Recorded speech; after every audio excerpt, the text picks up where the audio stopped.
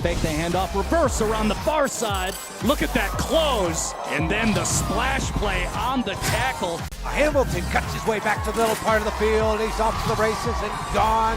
Another touchdown. Post Prep's Game of the Week, presented by American Furniture Warehouse. You saw good looks on the graphics, setting us up for a beautiful evening here in Boulder County. We are at Warrior Stadium on the campus of Centaurus High School for a matchup between a couple of juggernauts in Class 4A. One team has 2 championships on its program resume. The other, the visitors, coming off of a state championship appearance. It'll be Monarch against Broomfield tonight on your Post Preps TV Game of the Week. Marty Cesario along with D. White will be bringing more to you in just a moment here on the Post Preps TV Game of the Week, brought to you by American Furniture Warehouse. American Furniture Warehouse is the largest furniture retailer in the country. And now you can order online at thenewafw.com. Shop the largest selection of living room, bedroom, and dining room collections, all right here at the lowest prices. We'll carefully pack and ship your new furniture directly to your home, where our own professionally trained drivers will set it up for you.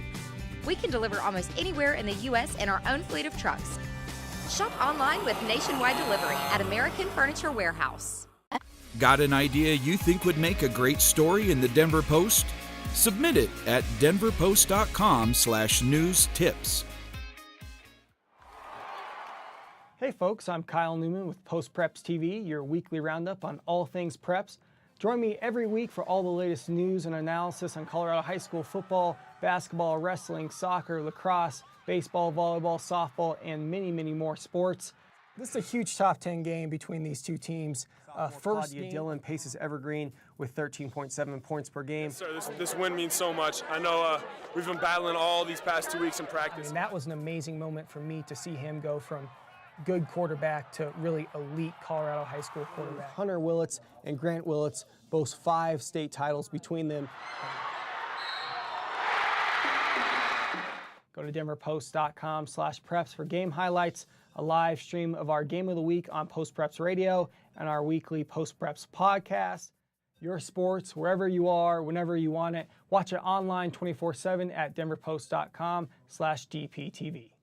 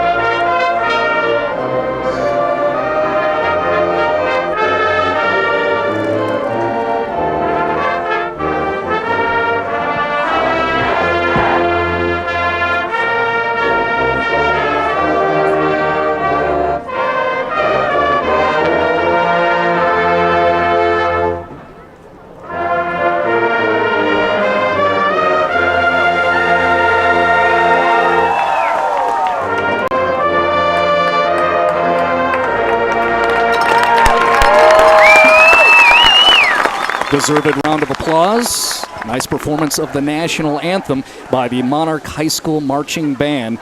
Here we are at Spangenberg Field at Warrior Stadium in Boulder County, getting ready for this Class 4A matchup between Monarch and Broomfield. I'm Marty Cesario, happy to have you with us and glad to share this moment with you, watching some outstanding Colorado high school football. I got the coach with me right now, D. White, former Thornton High School star and member of the Oregon Ducks football squad. D's going to be with us as our color analyst. Let's take a peek at a couple of these teams that are going to be going after each other, starting with the Monarch Coyotes under head coach Phil Bravo. Monarch currently sitting at 4-0 on the season, and looking pretty good are the Coyotes as they get rushing. Monarchs in the black and gold. You see them approaching the Broomfield Eagles across the way, getting ready for this contest. Look at the teams and how they got here.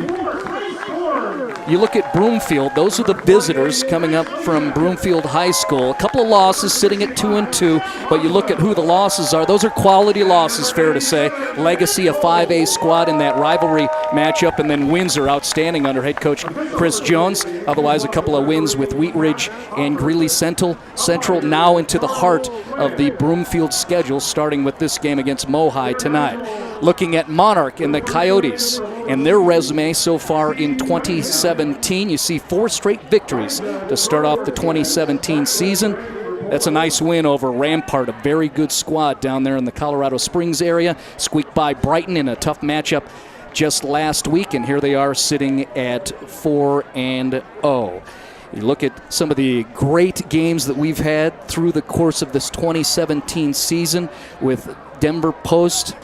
I mean, there you are. That's outstanding programs there, starting with that Mullen-Pomona matchup and then progressing down just last week. Saw that Valor-Pomona game over there at the NAC, and you see so much more to come with Thunder Ridge Fairview coming up next on the slate and on down the line. So again, we're getting ready for Monarch against Broomfield at Spangenberg Field at Warrior Stadium here in Boulder County, right along South Boulder Road. And Dee, I want to ask you, what are your expectations as we look at this? A couple of squads in this matchup deserve to be the Post-Preps game of the week. What are you looking for between these two squads? What are our expectations? Well, first of all, you're going to see a lot of running tonight. There's going to be wing tee, double wing concepts from both teams tonight. Football in a phone booth, as we like to call it. Monarch, a team that's senior laden. Broomfield, a team that lost a couple players last year, trying to rebound from that. 2-2 early on, as you alluded to. A couple of tough opponents early, but it doesn't matter. All that matters is the game tonight. That's what these two teams are focused on. Expect a smash-mouth, hard-hitting, all-go, nonstop football game tonight, Marty. D. White teeing us up. That's part of the story here. You look at Broomfield at 2-2. You mentioned the youth. They've had to install a bunch of younger players at the first quarter of this season.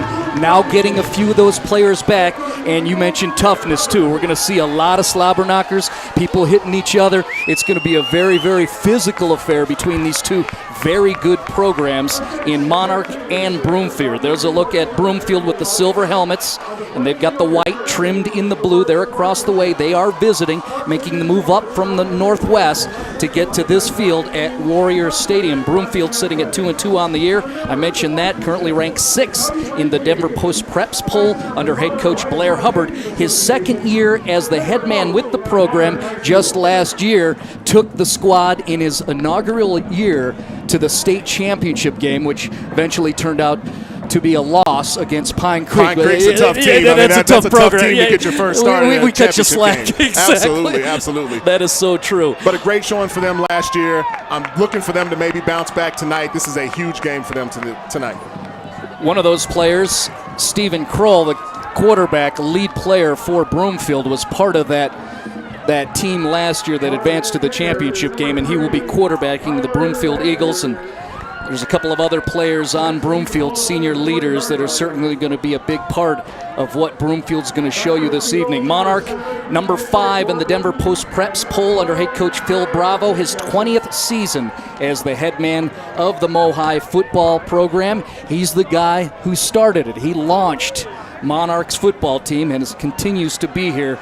2 championships on his resume with the Monarch Coyotes. He got those titles back in 2002 and 2012, and here we are getting ready as Monarch gets ready to boot the football off. Broomfield will receive Post-Preps Game of the Week live here at Warrior Stadium. Broomfield on the receive, and they're going to run that center wedge and come right up the middle, eventually a tackle. Nice piece of special teams work on the part of Monarch. I believe that was Trey Storm with the tackle. We'll call his name out quite often. And now we'll get a first look at the Broomfield offense. You generalized, D, about what our expectations were for the football game. Broomfield offense, focus on that. What do we know? Broomfield offense is going to be high-flying. It's going to be all over the place. You're going to see motion from both sides of the ball. It's going to be wing T concepts, meaning that you're going to have a tight end, a split wide wide receiver. You're going to have 2 wings outside of the tackles, 1 fullback or tailback in this situation, and the quarterback in a pistol look. So we'll see what they go with here first. Well, right now, Kroll's going to hand off on a counter play that goes to the far side. That's quickly picked up by the Monarch Coyotes. And that'll be a short gain of just 1 yard, I believe. Let's look at the Monarch defense and their starters as we get a first look at them. This is a squad that has given up the minimal of points so far in the season. You see some of those outstanding players, including Ben Fuchs out there, Trey Storm, we had just mentioned on special teams. This is a squad that's only given up no more than 14 points on the season. Speaking of the Monarch defense, they do have 1 shutout. That was against Denver South just last week. Blanking the Rebels is a good thing. Absolutely, and like we talked about in the open as we got an early flag here, you saw on that defensive starter list, it's nothing but seniors. You're talking about a very experienced defense, and I expect them to fly around and make some plays tonight. Well, the officials make a discussion on a flag thrown during the dead ball, and that's going to go against the Monarch defense. So that'll add 5 yards for the Broomfield Eagles and set up a short 3rd and 2 opportunity. Trying to work out some of those early game jitters. I'm sure these guys will settle down, 2 experienced coaches, and they'll reel their teams back in.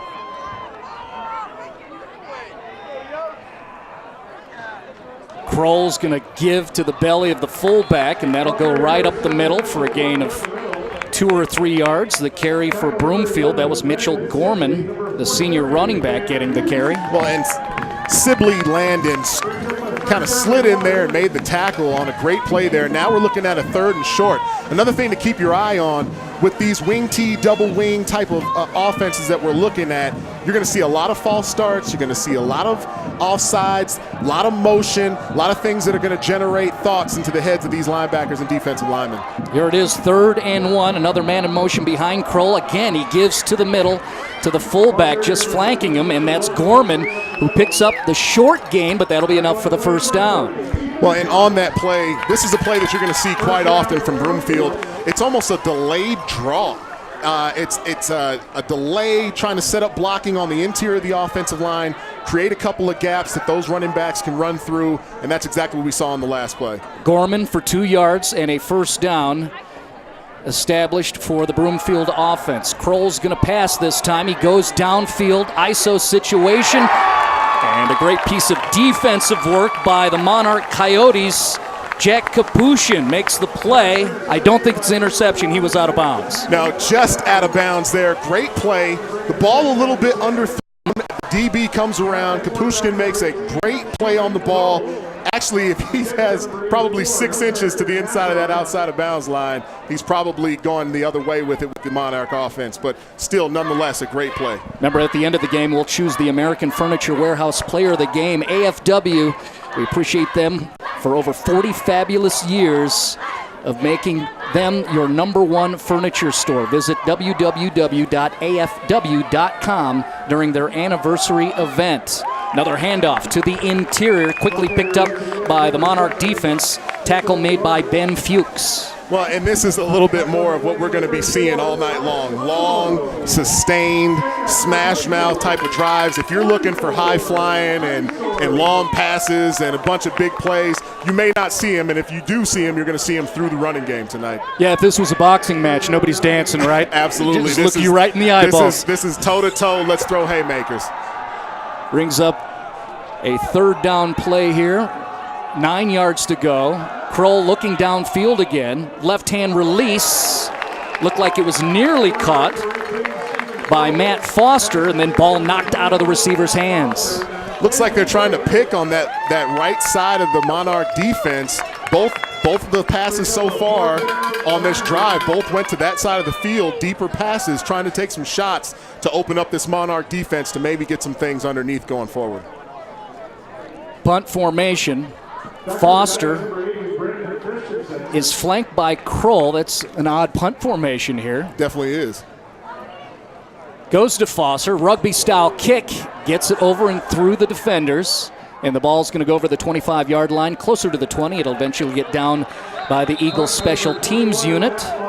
Good hustle to get downfield for Broomfield. That was Joey DeCamillis. That's a punt formation you don't generally see, and they almost got it blocked. So hopefully they'll make some adjustments on that in the later on quarters when we see the punt team again. But again, the pressure that Monarch put on that punt, that's something we're going to have to look for going forward. I'm all for the rugby-style punt. It gives you a little bit more options, but that was a little bit too close for comfort. DeCamillis downed it at the 20-yard line. First look at the double wing of Monarch. And there's a handoff right to the inside, left of center. And the carry for Monarch by Max Lachek.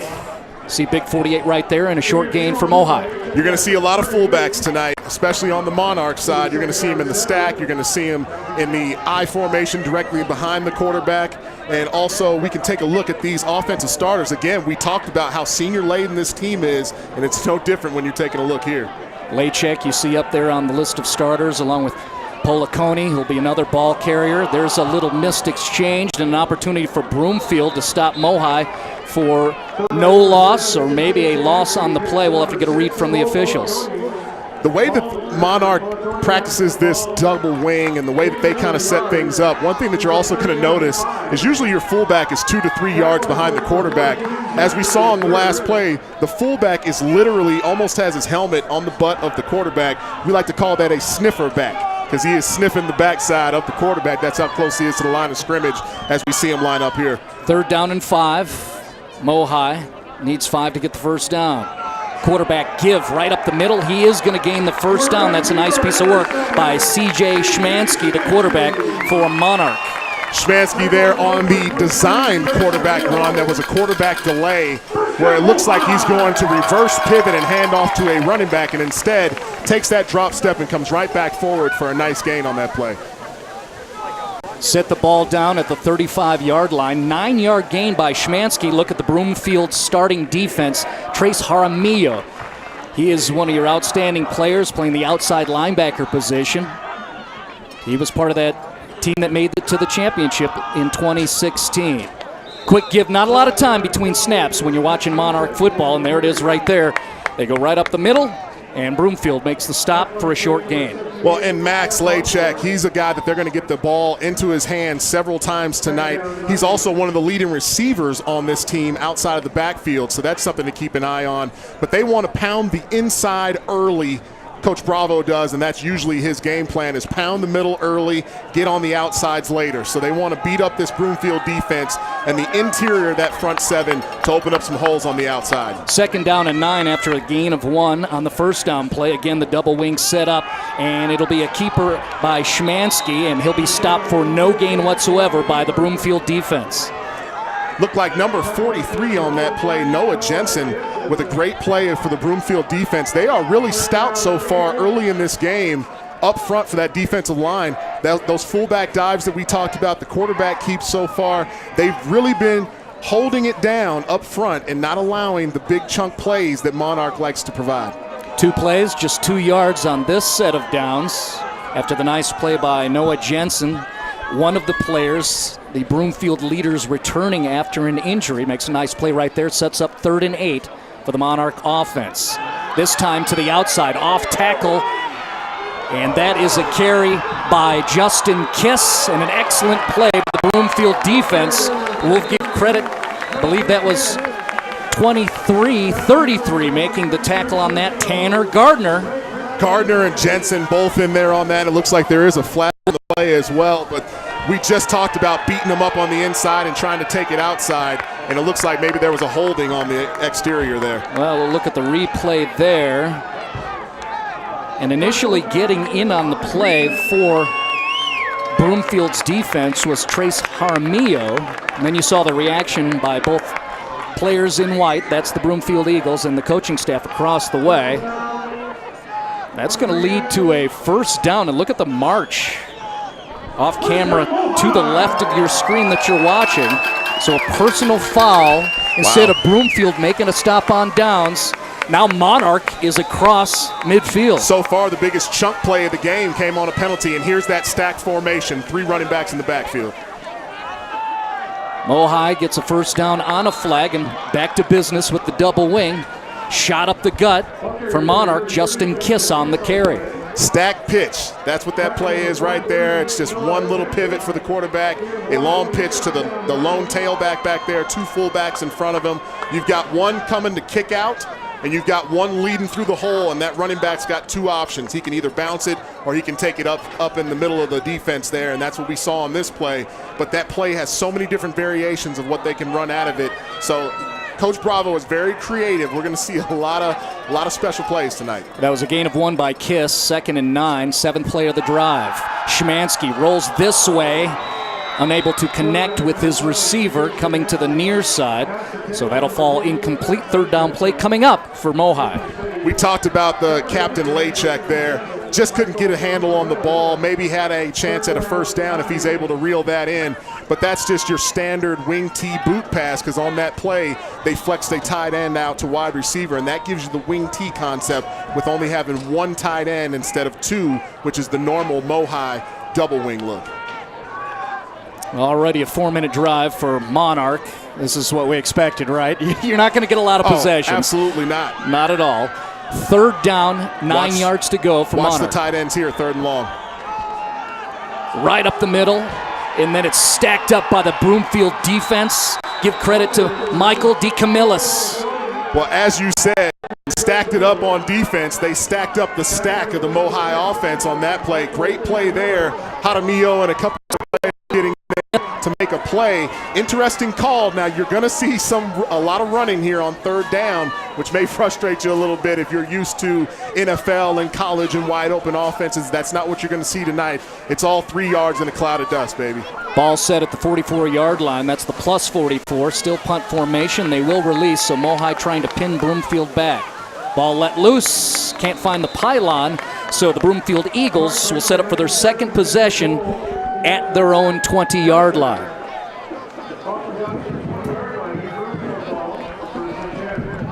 Successful defensive series for Broomfield. Of course, you make a stop and make them punt. That's a good thing, right? But well, what did you see from the Eagles' defense? The one good thing about both of these defenses, because you have to understand, preparing for offenses like these for a defense coordinator keeps you up at night.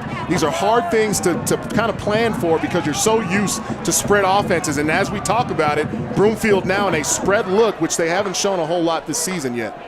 So Kroll takes the snap in the gun, quickly flips it to this near side. Pass complete, and a nice short gain to get things started off for this series for the Broomfield Eagles. The catch was made by Hunter Nasser. Now, I wonder if that's just something that they want to do, Coach Hubbard wants to do as a change of pace to kind of shake things up a little bit. And you will see that from the Monarch offense as well. But, again, you're seeing a spread look now. This is something that Monarch probably hasn't seen yet this season. 2nd down and 2. Kroll, good job just catching the football. Pitch over to Mitchell Gorman for a short game on the far side for Broomfield. They call that play a speed toss, Marty, and it makes my heart jump every single time I see it. Tossing that ball out in front of the wingback in order to give him some momentum going towards the line of scrimmage, but still, that's a 4-yard pitch, and that ball is in the air for what seems like way too long if you're a coach. So makes your heart skip a beat a little bit, but if it's run the correct way, it could end up being a big gash play. No huddle for the Eagles. Kroll with Gorman shifting behind the quarterback, and then a stoppage in play on a whistle from the officials. A lot of movement. Going to see a lot of penalties on the line of scrimmage.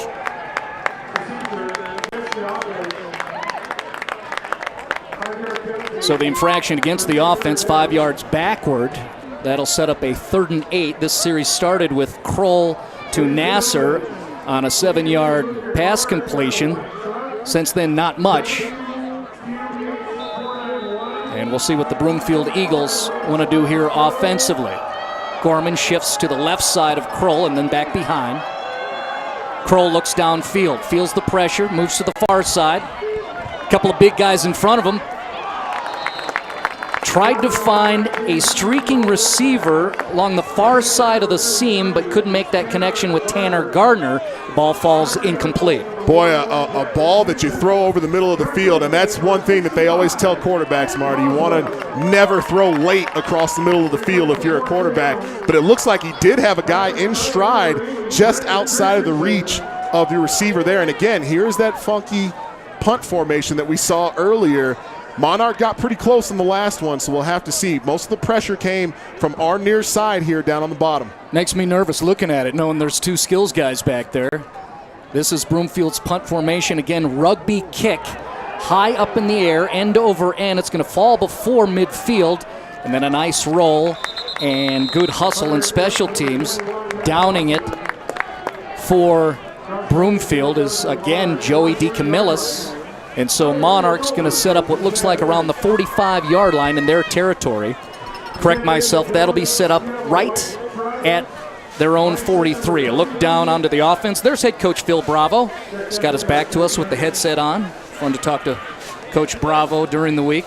You know, I talked about him 20 years as a head coach with Monarch, 32 years as a head coach for high school football. I called that insane. That's a long time, plus 2 4A state championships to go along with it. Got some hardware.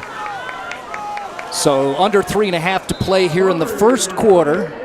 Monarch starting at their own 43. Big boy right up the middle, Max Lachek for a short gain, and that's what you expect from the double wing. Trying to feel things out, set things up with that first down play. It's always the gut punch. Gut punch, gut punch, gut punch, and then just when they start to cover that stomach, then you go for the headshot. And that's what we're going to see from both of these offenses, but especially Monarch. I mean, I'd like to bet you how many passes that we see tonight. We over under 10 maybe tonight. So you're going to see a lot of running, but again, a spread look here from Monarch, trying to switch some things up with a false start. And the crowd groaned underneath us. They could read that. You watch enough football, right? So you saw it too. Well, sometimes when you start to deviate a little bit from what you normally do, kids get a little jittery, and I think we're seeing a little bit of that now. That may be one of the first times I've seen them in a spread look so far this season. And sometimes when you're a little bit farther away from the ball, it's harder to hear the cadence. It's harder to get into a rhythm. I'm sure that's something that they'll work on, but they want to give Broomfield a different look instead of the ground and pound. So 5 yards backwards on that flag. Yeah, I think it's okay to be a little jittery, a little anxious. These two squads, I mean, these are good 4A programs each and every year. It's a non-league game, but they know each other. I know someone whispered to me they got us last year, and we remember. Absolutely. Yeah. Now, and these are two premier teams, like you said, in the 4A that have both been in the mix year after year after year, even though Broomfield had a couple of down years in the state championship game last year. Monarch winning the state championship in 2012, but being in the playoffs after that jump to 5A. Schmansky's going to roll to the far side. Here's your pass, and that's complete. The crowd liked that across on the completion. A rare completion for the Monarch passing game, and we can credit Brendan Christensen with the reception for Mohai. Now, as a former tight end and a former fullback, I love this offense because you're going to see a lot from the fullback and a lot from the tight ends. In your passing game, with a double wing look, your tight ends and your wings are the ones that are going to be catching a lot of the passes, but your tight ends, sometimes those linebackers fall asleep. They get used to that run and run and run and run. They get their eyes in the backfield, and they're not quite paying attention to those tight ends, and they can slip up for some big games. 11-yard gain, Schmansky to Christensen. First down play here at the 47 in plus territory, and then another whistle. And we're going to have a timeout on the field. We will also take the break. We're scoreless here. It's moving quick, and it's everything we expected between these two outstanding 4A squads. No score between Mohai and Broomfield on Post Preps Game of the Week.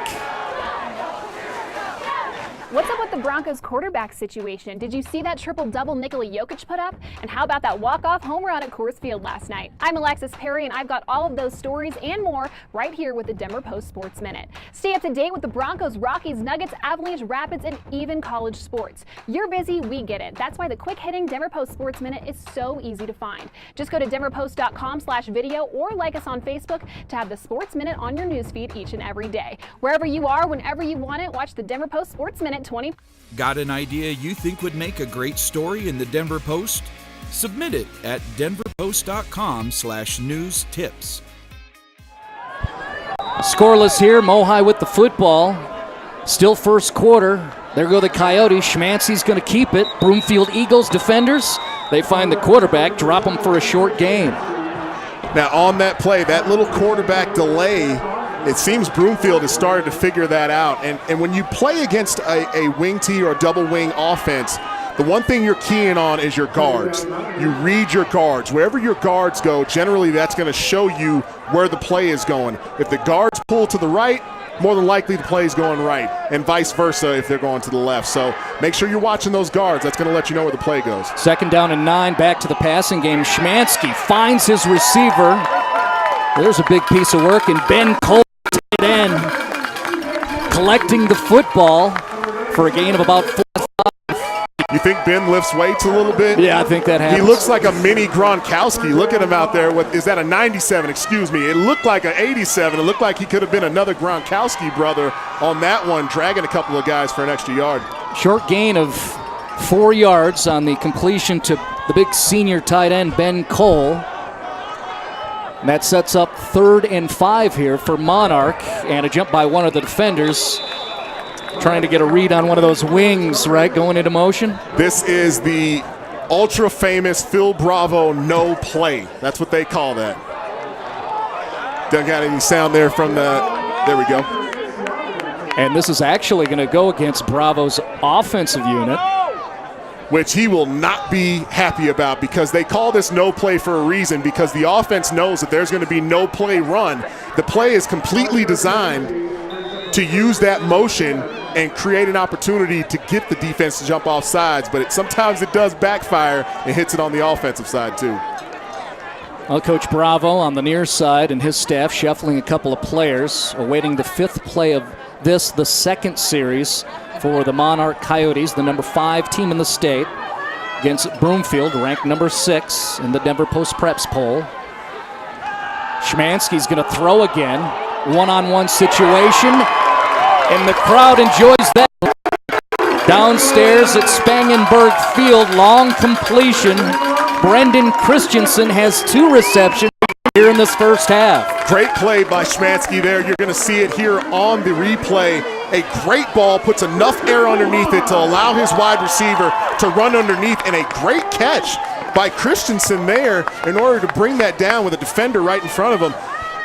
Sometimes you will see some hybrid wide receiver tight ends, because to me that looked more like a wide receiver type of a catch than a tight end. But if that's tight end, that's great hands right there. Szymanski to Christensen, 25-yard gain. Mohai's in business. And now the 1st down play, they go right up the gut with the dive play to Lachek.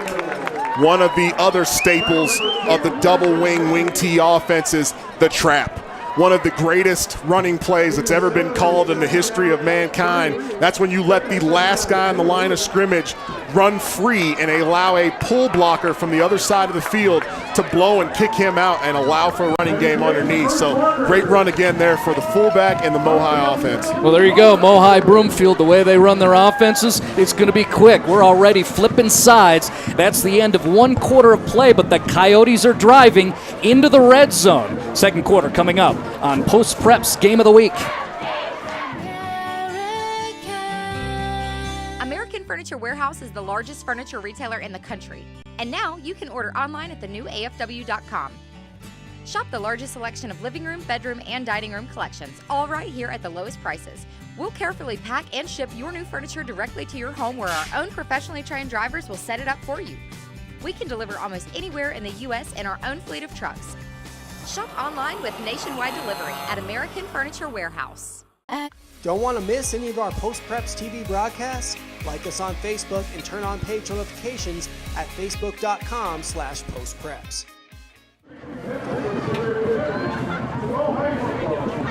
You see, we flip sides here at Spangenberg Field at Warrior Stadium in Lafayette. Give some love to the grounds crew and all the facilities people. Oh. This place looks outstanding here. Tell me this doesn't look like a college field. Also, fun fact, my very first varsity football snap in high school for Thornton High School was on this field. Came up here as a Trojan. My very first really? one. And I had Jason Stout put his Nike imprint on my chest about 3 or 4 times. That kind of changed my day a little bit. Well, Mohai's in the red zone, ball set at the 13-yard line. They're pushing forward. There's another big gain with that double wing right up the gut. There's Justin Kiss, who found some space on the inside. Well, he kissed that crease run there, a nice pitch there, opened up a hole, great blocking by the Mohai offensive line. And again, you're going to see a lot of down blocks, meaning that if the guy is inside of you or to the next level inside of you, that is your guy, and everybody's moving in one direction. It was an 8-yard gain by Kiss. He gets it again off tackle, and that'll be a shorter pickup. Again, in the play, I like to see the camera guys get in Davis Elliott, one of those linemen, big 7-0 right there, just blasting gaps for that Mohai double wing. Second and goal here. You're going to see the big boys up front for Broomfield be tested here. The offensive line for Monarch really getting some good push right now. I'd expect some stack, maybe a quick pitch. They want to bang the inside of that Broomfield defense and really create a hole and punch it into the end zone here. Ninth play of the drive coming up. This series started back at the 3:24 mark in the first quarter. Here we are in the second. Kiss up the middle. Did he get across? I think the Mohai faithful bringing the noise will tell you that. We got a touchdown for Monarch, 33, Justin Kiss, the senior. This is what this offense is designed to do. It's designed to bring you down. It's unrelenting. You know what's coming defensively, but there's just nothing you can do against it if you're not in the right gaps and you're not blitzing the right spots. Great run there for Monarch. We said it would probably come out of the stack, but instead of the pitch to the deep back, it was a handoff to one of the up backs and an easy run in there for Justin Kiss. We had a couple of flags on that series. Otherwise, 9 plays. How much time? Monarch goes a total of 4 minutes, 24 seconds. So really kind of shorter than what we talk about with Monarch, right? One thing that we used to talk about, anytime that you played against a team that was wing T or double wing or those type of concepts, pistol looks even, you're going to run the ball a lot, and that means that you're going to be going home pretty early. Usually these games don't last very long because the clock is continuously running throughout the game. We've seen a total of, 5 passes so far this game. I don't see that that's going to be duplicated a whole lot, maybe a total of 20 from both teams, but as long as Monarch is running the ball and running the ball well, don't expect them to stop, but you're waiting on the answer here from the Broomfield Eagles and see if they can come up with something in Coach Hubbard. Marty Cesario along with D. White. D has some history being around the double wing. Blair Hubbard, the head coach for Broomfield, used to run the double wing back in his days at Faith Christian. That was back between 99 and 2004. So everybody here knows this. One thing you don't want to do is fall behind Monarch and their double wing, and that's what's happened to the Eagles. The last thing you want to do if you are a run-heavy offense is get behind, because your big chunk plays are harder to come by if you're just running the football. So we'll see if Broomfield can respond here because they want to stay in this thing. Broomfield's got work to do. They're receiving right now on this kickoff, on the run with momentum. Here comes the Eagles. And the return man, that was Trey Ortega doing a nice job securing the football and picking up some yardage. That's going to set up Broomfield, I believe, at the 35-yard line. So it'll be a nice setup for the Eagles and their offense. Well, with an experienced coach like Coach Hubbard, you're probably not going to see a lot of panic here. You're going to see them stick to their guns, do what they do. Now, if you see some short yardage situations on this drive, don't be surprised to see a no play from the Broomfield offense to try and get some cheap yardage out of this Mohai defense. Out comes the junior quarterback Stephen Kroll and his Broomfield Eagles wearing the white, trimmed in the blue. They're down 7-0. Motion man behind Kroll, counter play, and there's going to be some trouble. Nice step to the inside, breaking free and picking up some nice yardage is Matt Foster for Broomfield. He liked that. Man, Foster, Australian for running the ball hard. If you saw the run there, I mean, shiftiness, good speed as you see here on the replay. A stopped on a dime and cuts up field. The shortest distance between point A and point B is a straight line, and that's what he made. Quickly taking the snap is Broomfield. A little bit of trouble, ball to the ground. Kroll safely and conservatively just drops on the ground.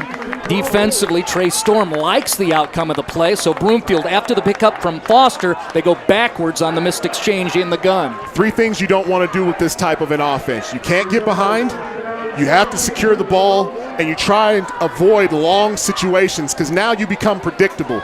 More than likely on a second and 16 here or 15 here, you're probably not going to see a stacked run. That's why they're going to continue to spread it out here and probably take a shot down the field. Watch the tight ends over the middle of the field here. Big loss, 7 yards, back to the 39-yard line. Broomfield, Kroll dropping back, looking downfield. Along the seam, a connection made to Foster. He's still running. He's battling Mohai defenders. Huge pickup down to the 20-yard line for the Broomfield Eagles. We just talked about it. The middle of the field is going to be wide open because in this passing situation, usually in these wing T, double wing type of looks, you're going to see some passing sides, and that opens up the middle there. Only a single high safety on that play gets beat by number 21 Foster, who's becoming the deep threat for the Broomfield Eagles right now. That's a 40-yard gain down to the 21-yard line. Here's Kroll being chased, almost brought down, gets the ball off. That'll fall incomplete.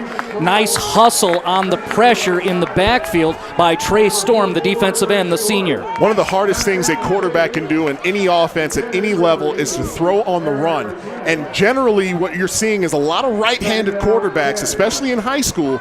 Very rarely do you see that left-handed guy. So as he's rolling left, I'm thinking, God, that's going to be a tough throw with the right. But you notice that Kroll is left-handed, so he has the advantage if they do roll to the left. So anytime you see a wide side to the left side of the quarterback, Kroll, you're going to see some big plays maybe in the passing game. Motion behind Kroll. He flicks it to his trailing back, and that'll be a carry for Tanner Garner. Garner's a good story, just returning this week after being one of those leaders who is missing for injury. So nice to see 33 get a little reps. 33, running the ball hard. There's that quick speed pitch that we talked about. That play still makes me nervous every time you see it run, but if it is run efficiently and effectively, it can really do some wonders to spread out that defense and again attack the middle of the field through the passing game. Garner off the field, and now everybody else in white. Both teams. And we're going to have a timeout on the field. So Broomfield driving. They have a chance to enter back. Can they get in and tie this ball game up? This is your post-preps game of the week. Want to be part of the next Post Preps TV broadcast? Pull out those phones. If you've got video of an amazing high school sports highlight, we want to see it. Send it to us so you could be featured in the social spotlight segment of Post Preps TV. Tweet it to us at Post Preps or at Kyle Newman DP, or send us a message on our Facebook page. Your clip might make the cut and be featured on the next episode of Post Preps TV. Colorado's news, wherever you are, whenever you want it. Watch it online 24/7, denverpost.com/DPTV. Don't want to miss any of our Post Preps TV broadcasts? Like us on Facebook and turn on page notifications at facebook.com/postpreps. 7-0 lead for Monarch, wearing the black, playing defense right now. Broomfield is driving quickly after the timeout. Kroll has an offense set up, takes the snap, another problem. Kroll on the run, trying to get away from Storm. It doesn't happen. A sack by the Trey Storm stormed into the backfield there and took Kroll down. Again, that's twice now that we've seen low snaps that have stalled this drive for Broomfield. Again, they had a 2nd and 7 situation that ended up being a 2nd and 15, and then now a 4th and long situation. And now you're in no man's land, so it'll be interesting to see what Coach Hubbard wants to do here. Keeping the offense on the field, I wouldn't be surprised to maybe see a pooch punt here. I'd be very surprised for them to take a shot on 4th and long here with an offense that doesn't normally do this all the time. Huge loss back to the 32-yard line. Kroll gonna look downfield, all the way to the end zone. A great read defensively. That's going to be an interception. That play got kapushed. Jack Kapushin with the INT for the Monarch defense.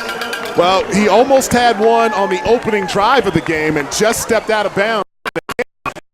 Redemption this time. Looking for a great play out of him defensively, as you see here on the replay, and able to haul that in, and this time keeps his foot, drags it in bounds, and is able to bring it in. Huge turnover there for the Mohai offense. Now with the lead, only 8 minutes left here in the half.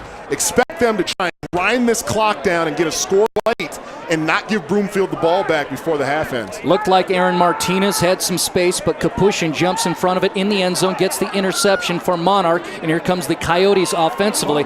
That'll be a short loss and a great play by the defense of Broomfield. On the play, Noah Jensen, the senior inside linebacker, big 43 right there. That is the second staple of this offense. Your number one staple is your trap game, and then after that, it's the sweep game. And that quick pitch, that sweep there, that's what you want to see, trying to stretch them on the outside here. Coach Bravo has no qualms about taking his time, working his way down the field, but again, a great defensive stop up there by that Broomfield defensive line. They've been hanging in there. They had one bad drive, but now bouncing back and trying to get the ball back for the Broomfield offense. Monarch's double wing actually has a split wide out to this side. There he is. Reception made, advancing the football another 7 or 8 yards. We have seen some nice things from the wide receiver, the senior, Brendan Christensen. BC80 coming through, becoming the receiving option, the favorite receiving option for Smansky so far in this game. They've been splitting him out, and that's what we talked about earlier, Marty. That goes from the double wing to the wing T. Anytime you don't have the two tight ends and you only have one, that is a wing T look that gives you the option to throw on the outside like they just did. 19-yard Szymanski to Christensen, back to the run game, right through the middle, picked up defensively on the interior. Making that tackle for Broomfield was Dimitri Easton. The carry for Monarch, that's his first carry of the game, Ernesto Chavez, as Monarch gets this next set of downs going. These two teams are starting to settle in. You're seeing a little bit of jawing. This is becoming more and more competitive. It's hard to play against a team that's doing nothing but run straight at you. Chavez earned 4. He was about to get another carry, but flags on the field as Monarch starting their third series of this contest. Previous series resulted in a Justin Kiss 3-yard touchdown run at the 11-minute mark in this second quarter. Monarch, after getting an interception from Jack Kapushin, now driving once again, but you can see the officials about to march the Coyotes backwards.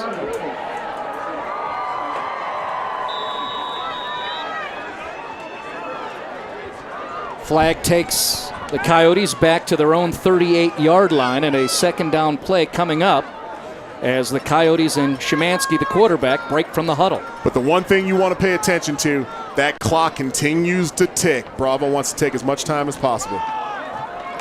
Chavez carries again, off tackle, breaks free. He'll have the first down and much more across the 45-yard line. They found the back with a little bit of wiggle. They went with the power earlier with Justin Kiss, and with Lachek, now you're getting a little bit of wiggle from Chavez. He's becoming that change of pace back for this Monarch offense, and right now being able to read the holes and explode through those holes, and that's what you want. You want your running backs in this type of offense to hit that line of scrimmage as quick as possible, beat a defender, and get to space. Chavez got 18 on that play, set the ball at the plus 44. Chavez to the outside, the fake, but no, it's up the middle, and you can see back to the big guy, Lachek, to the interior. Lachek, he looked more like Mike Allstott on that play. Max Lachek running people's jerseys, being ripped, almost an Earl Campbell looking type of run there. A great pickup and a first down, continuing to run this ball and continuing to run the clock by getting big chunk yards through the run game. Good job by that Monarch offensive line. In this series, first down plays of 19, 18, and that one by Lachek for 10 yards on the run. To Chavez, once again, he bounces to the outside, and that's picked up nicely. Good pursuit by Broomfield's defense, making the tackle Dimitri Easton, 46. Good job there by Carlson Gavin. He's the one that blew up that play. When you see these toss pitches, especially when they're trying to run outside, you're seeing all down blocks. They're trying to mash that entire defensive line in front seven downfield to their left and run to the outside. That time it kind of got jumbled up by a great defensive play, although it looks like there may be a flag that takes away that great defensive stop. Yeah, nice piece of defensive effort there by Broomfield. It's going to be negated. You can see on screen, upper right-hand corner, the Eagles retreating, and we'll await the verdict. Get the read from the official. It'll be a first down for Monarch, driving. Well, so far, the storyline of this game so far is Broomfield beating themselves. The two bad snaps, the penalties that we've seen so far this game, it's allowing this drive to continue. And again, they've already taken, we talked about that clock, they've already taken 3 minutes off the clock, and they still have about 19 yards to go. And with this offense, you could easily run out 5 minutes with this offense. Another double-digit gain for Mohai, this time via the flag, set the ball up at the 24-yard line, fake the snap, up the middle once again with the fullback. Is that big boy? Is that 48? Yes, it is. Max Lachek, the senior fullback, gaining some yards on first down. Another group of people that doesn't get the love that they deserve when you see a football game played like this. I got to give a quick shout out to our camera guys. How many times would you see in games like this when it's football in a phone booth, it's hard to keep an eye on where the ball is, and so far our camera guys doing a great job. Shout out, fellas. Lachek gains 8 on the play, 2nd and 2 inside the red zone for Monarch with a 7-0 lead. Back to Max Lachek up the middle. We'll have to wait and see if he gets the first down. The Broomfield Eagles clapping their hands. Zach Zur thinking perhaps the Eagles had forced a turnover and collected the fumble. Not the case, and the ball will be set up right at the 20-yard line. Good stop, Broomfield, if they want to have a shot here to get the ball back before the end of the half, because I truly believe Monarch can run this ball out if they're able to get a first down and make it a goal situation and pound it. Broomfield's got to get a big stop here if they want to change things. Correct myself, ball on the 12. Here's Monarch. Schmansky spins around. Look at the leg drive by Justin Kiss. He will have the first down. And now Mohai's really threatening inside the 5. Well, Coach, why do we do squats during summer? Coach, why do we do all that leg work all year long? That's why you do that leg work all year long. You're seeing Justin Kiss just tippy toes. I wish he had clipped his toenails last night. Maybe he wouldn't have got tripped up there. Just a couple yards away, but again, a first down. Clock continues to tick. Ball is at the 2-yard line. Justin Kiss, not 1 but 2 points of contact, got out of it. First and goal, Monarch Coyotes with the touchdown lead, up 7-0. Kiss again driving, trying to get to that goal line, and he's going to be stopped short. Ball will be set up at the 1, a second down play coming up.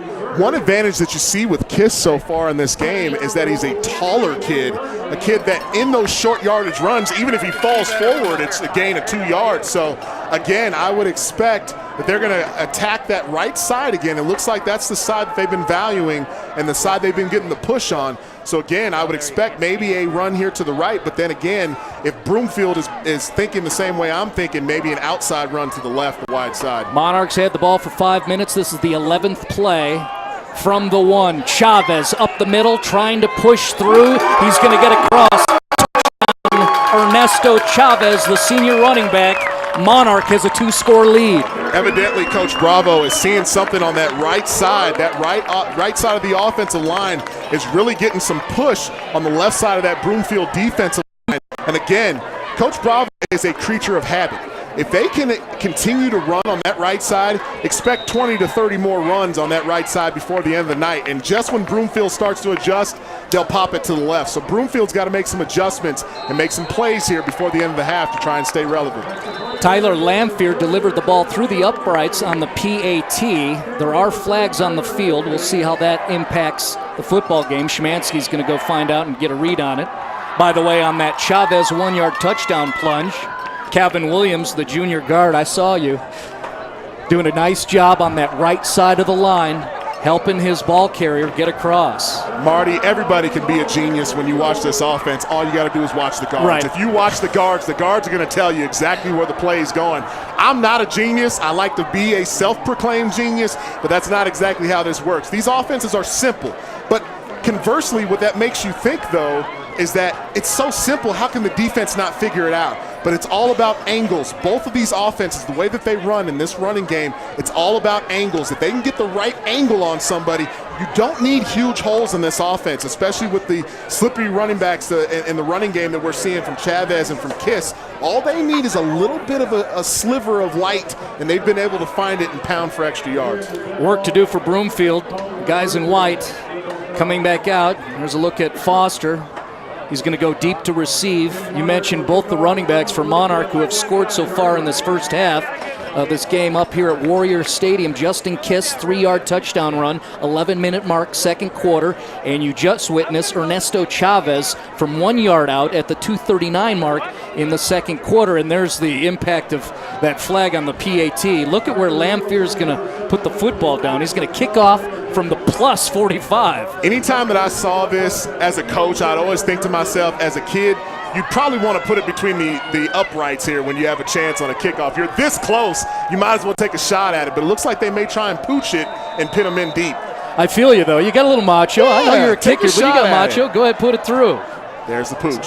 Kick it up high with very much rotation, and then a problem between two Broomfield Eagles. A nice job just collecting the football by Michael Jorstad, 28 right there. Marty, you got it? No, I got it. Marty, you got it? No, I got it. That's nope. We saw a little bit of confusion There isn't a sport where the you call is a good thing. Right, absolutely. Now, in baseball, they work on that. Now, and generally in football, you kind of work on that too. Somebody's got to make the call and say, hey, I've got the ball. But a lot of times when you're dealing with young kids, sometimes they see that ball up in the air, and these are upbacks. These are guys that don't get a chance to return the ball a whole lot. Their eyes get big as saucers, and they think, you know what? People are watching. I could catch this thing and do something with it. Well, the problem is there's another guy thinking the same thing, so they have to be careful on those returns. This will be the fourth series coming up for the Broomfield Eagles. Familiar football position here where they're starting off. Their first series started at the 31, then their own 20. Last series started at their own 35. Here at the 22, first down play coming up with Kroll, again having Foster behind him. Kroll's going to look downfield through defenders. That ball a little hot coming in and unable to make the completion. The intended target for Broomfield, that was Grant Swenson, the sophomore wideout. Another thing that you don't see with these two types of offenses, you're going to see a lot of quick passing game. That ball needs to come out, and as we saw in that last play, the Monarch defenders getting around the outside there very quickly. They wide receivers for Broomfield are expecting that ball to come out fast, not so much the last time. Second down from the 22, pitch play to the far side, and this is going to be a nice run. Once again, we've seen Nifty running from Matt Foster throughout this first half, so the sophomore slot getting some work done on that second down play for Broomfield. There's that switch, and right now I guarantee Coach Hubbard is thinking, if we can get on the board here and keep this close, that's not going to change our game plan going into the second half a whole lot. If you go in 14-0 with a running type of offense like you have, it definitely changes your game plan a little bit. Ball set up at the 32-yard line after the 10-yard gain by Foster. And now Mitchell Gorman did a nice job with enthusiastic blocking downfield on the previous play. Gorman gets the call, and he'll pick up another first down for the Broomfield Eagles. Broomfield, moving the ball here, trying to keep up that tempo. That was a 12-yard gain for Foster. This time going to the passing game, and that's going to be a successful connection between Kroll and Grant Swenson, the sophomore. So Broomfield's on the move before the end of this half. And I got to tell you, that ball coming out of Kroll's hands, it is a thing of beauty. And one thing you don't think about, but as a wide receiver, the ball comes at you different when it's coming from a left-handed quarterback. There's a different spin on it, so great job by the receivers so far for Broomfield. 3 straight first down pickups for Broomfield's offense as they're on the move again. 18 yards to Swenson, and then now the handoff to Mitchell Gorman, and he advances across the 30-yard line. It looks like we have an injured player for Monarch who was trying to get off the field. Couldn't. Coach told him to take a knee.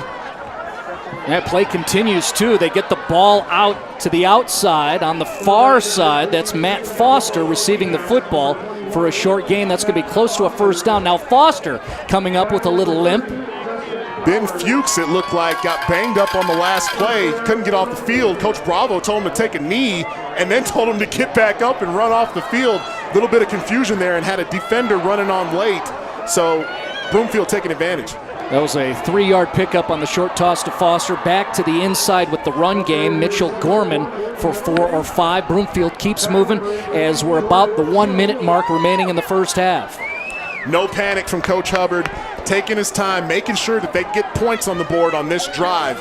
As long as they can keep that snap under check, they've been making some plays. 2nd and 5, Kroll throwing it to the outside. Again, Swenson, who gets across the 10-yard line.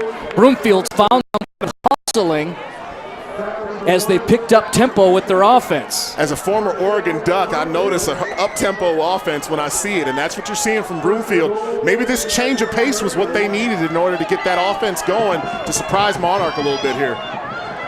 Pitch to the outside, new ball carrier. There's some numbers there on the block. That's going to be a touchdown for Broomfield. Sam Godwin the score from 10 yards out for the Eagles. The speed pitch quickly becoming Coach Hubbard's play of the game so far. This is what they've been getting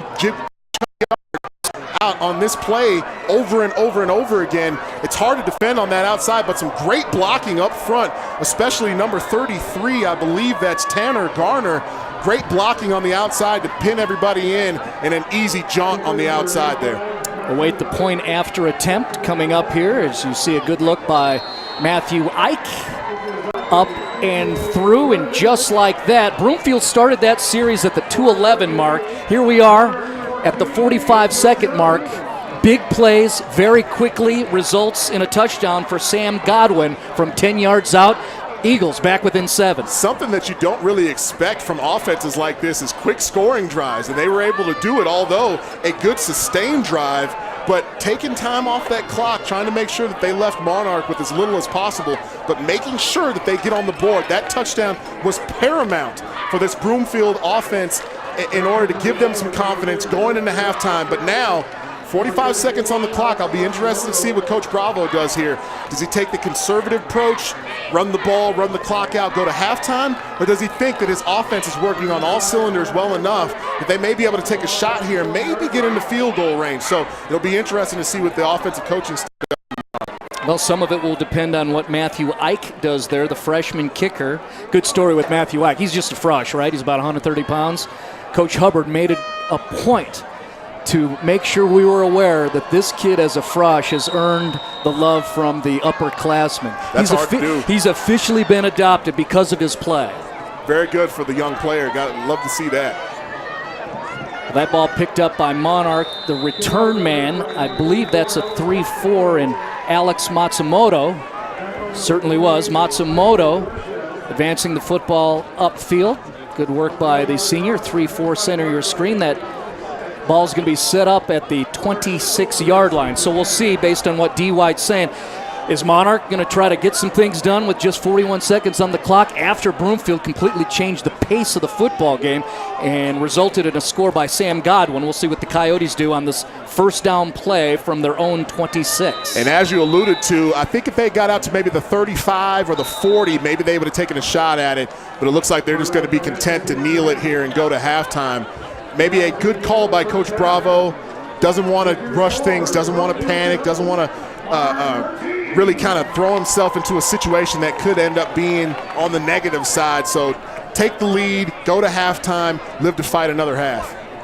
And again, Szymanski's going to put a knee down, so Coach Bravo and his Monarch staff happy with the 7-point lead. All the scoring in the second frame. Justin Kiss from 3 yards out at the 11-minute mark. Ernesto Chavez from 1 yard out, as you see Kiss right there. Chavez scored to make it 14-0 Monarch, and then Broomfield exploded and eventually scored with their last possession here in the second quarter, the Sam Godwin 10-yard TD run, and that's where we sit. In the battle between number 5 and number 6 in Class 4A, right now it's Mohai with the 7-point lead, up 14-7 on Post Preps TV.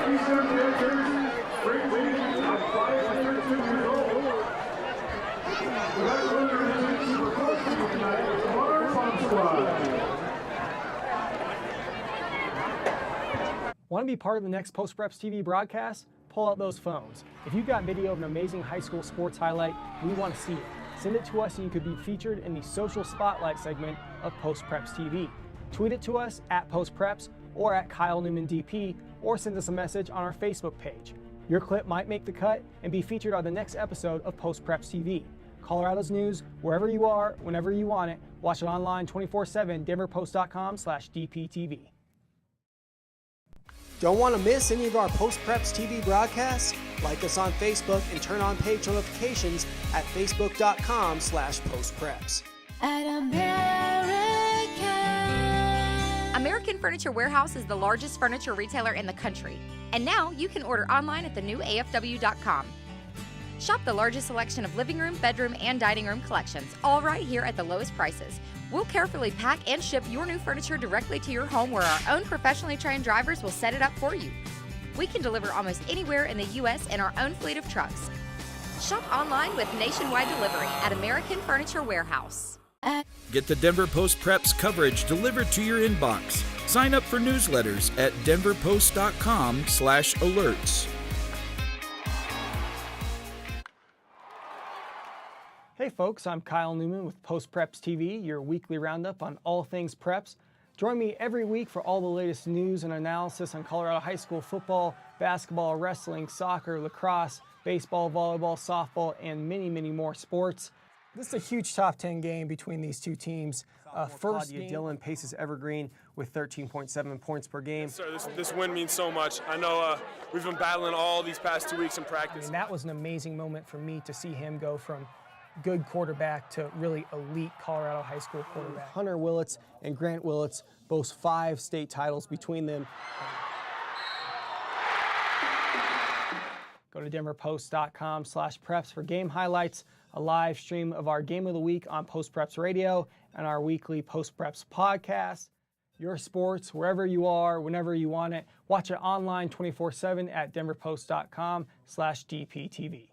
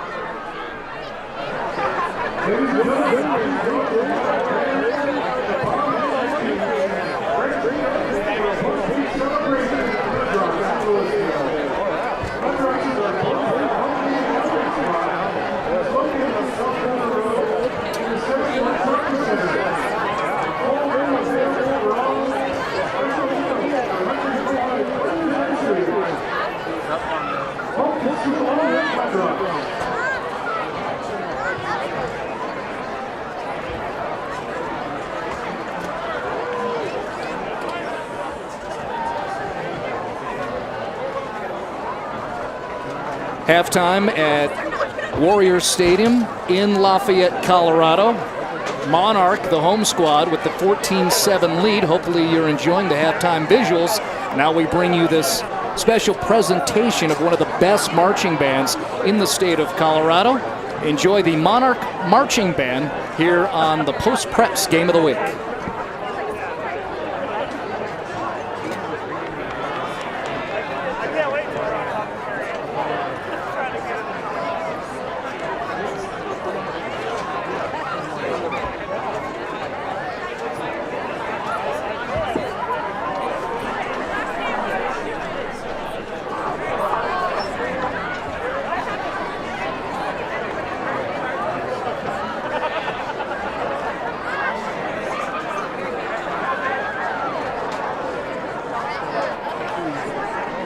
Ladies and gentlemen, please help support this supporters Monarch Scholarship Fund. For more information, go to the Monarch High School website or go to www.chsscholarship.org. Again, that's chsscholarship.org. Please help our kids get to college.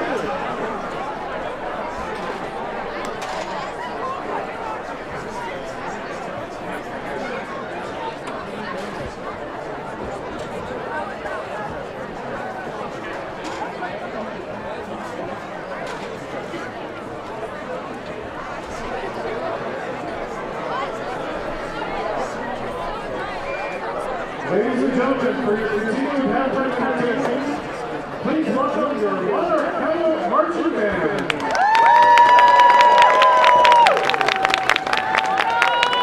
The band is under the direction of Thomas White.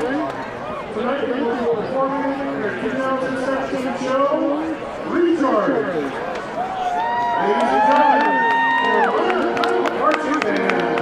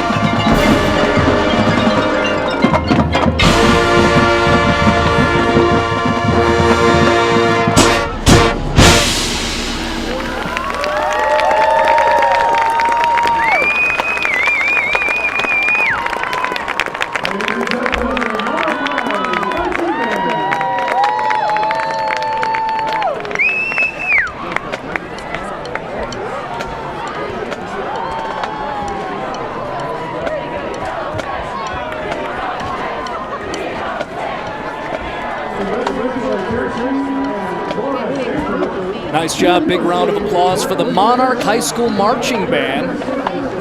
Their halftime show, outstanding. Again, one of the best marching bands in the state of Colorado, so hopefully you enjoyed that halftime performance. We have 2 quarters coming up. The second half between number 5 Monarch, number 6 Broomfield. Right now the Eagles trail the home Coyotes. Second half coming up on your post-preps game of the week. With the largest showrooms and best selection, today's American Furniture Warehouse has something for everyone. We carry hundreds of accent chairs, stools, and recliners at prices that you've come to expect from American. If you haven't been to one of our 14 locations in Colorado or Arizona, come in and take a look.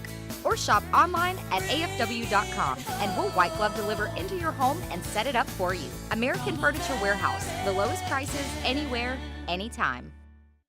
Don't want to miss any of our Post Preps TV broadcasts? Like us on Facebook and turn on page notifications at facebook.com/postpreps. What's up with the Broncos quarterback situation? Did you see that triple-double Nikola Jokic put up? And how about that walk-off home run at Coors Field last night? I'm Alexis Perry, and I've got all of those stories and more right here with the Denver Post Sports Minute. Stay up to date with the Broncos, Rockies, Nuggets, Avalanche, Rapids, and even college sports. You're busy, we get it. That's why the quick-hitting Denver Post Sports Minute is so easy to find. Just go to denverpost.com/video or like us on Facebook to have the Sports Minute on your newsfeed each and every day. Wherever you are, whenever you want it, watch the Denver Post Sports Minute 24/7 at denverpost.com. Got an idea you think would make a great story in the Denver Post? Submit it at denverpost.com/news tips.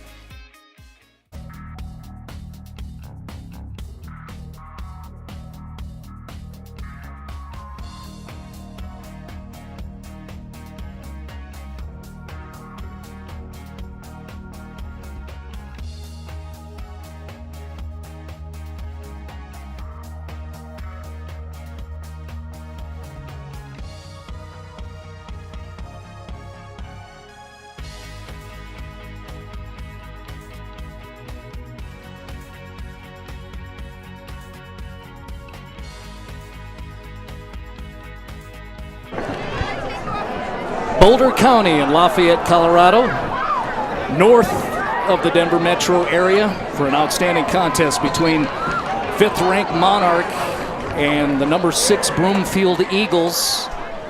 Right now, Monarch with a 14-7 lead after touchdowns by Kiss and Chavez in the second quarter.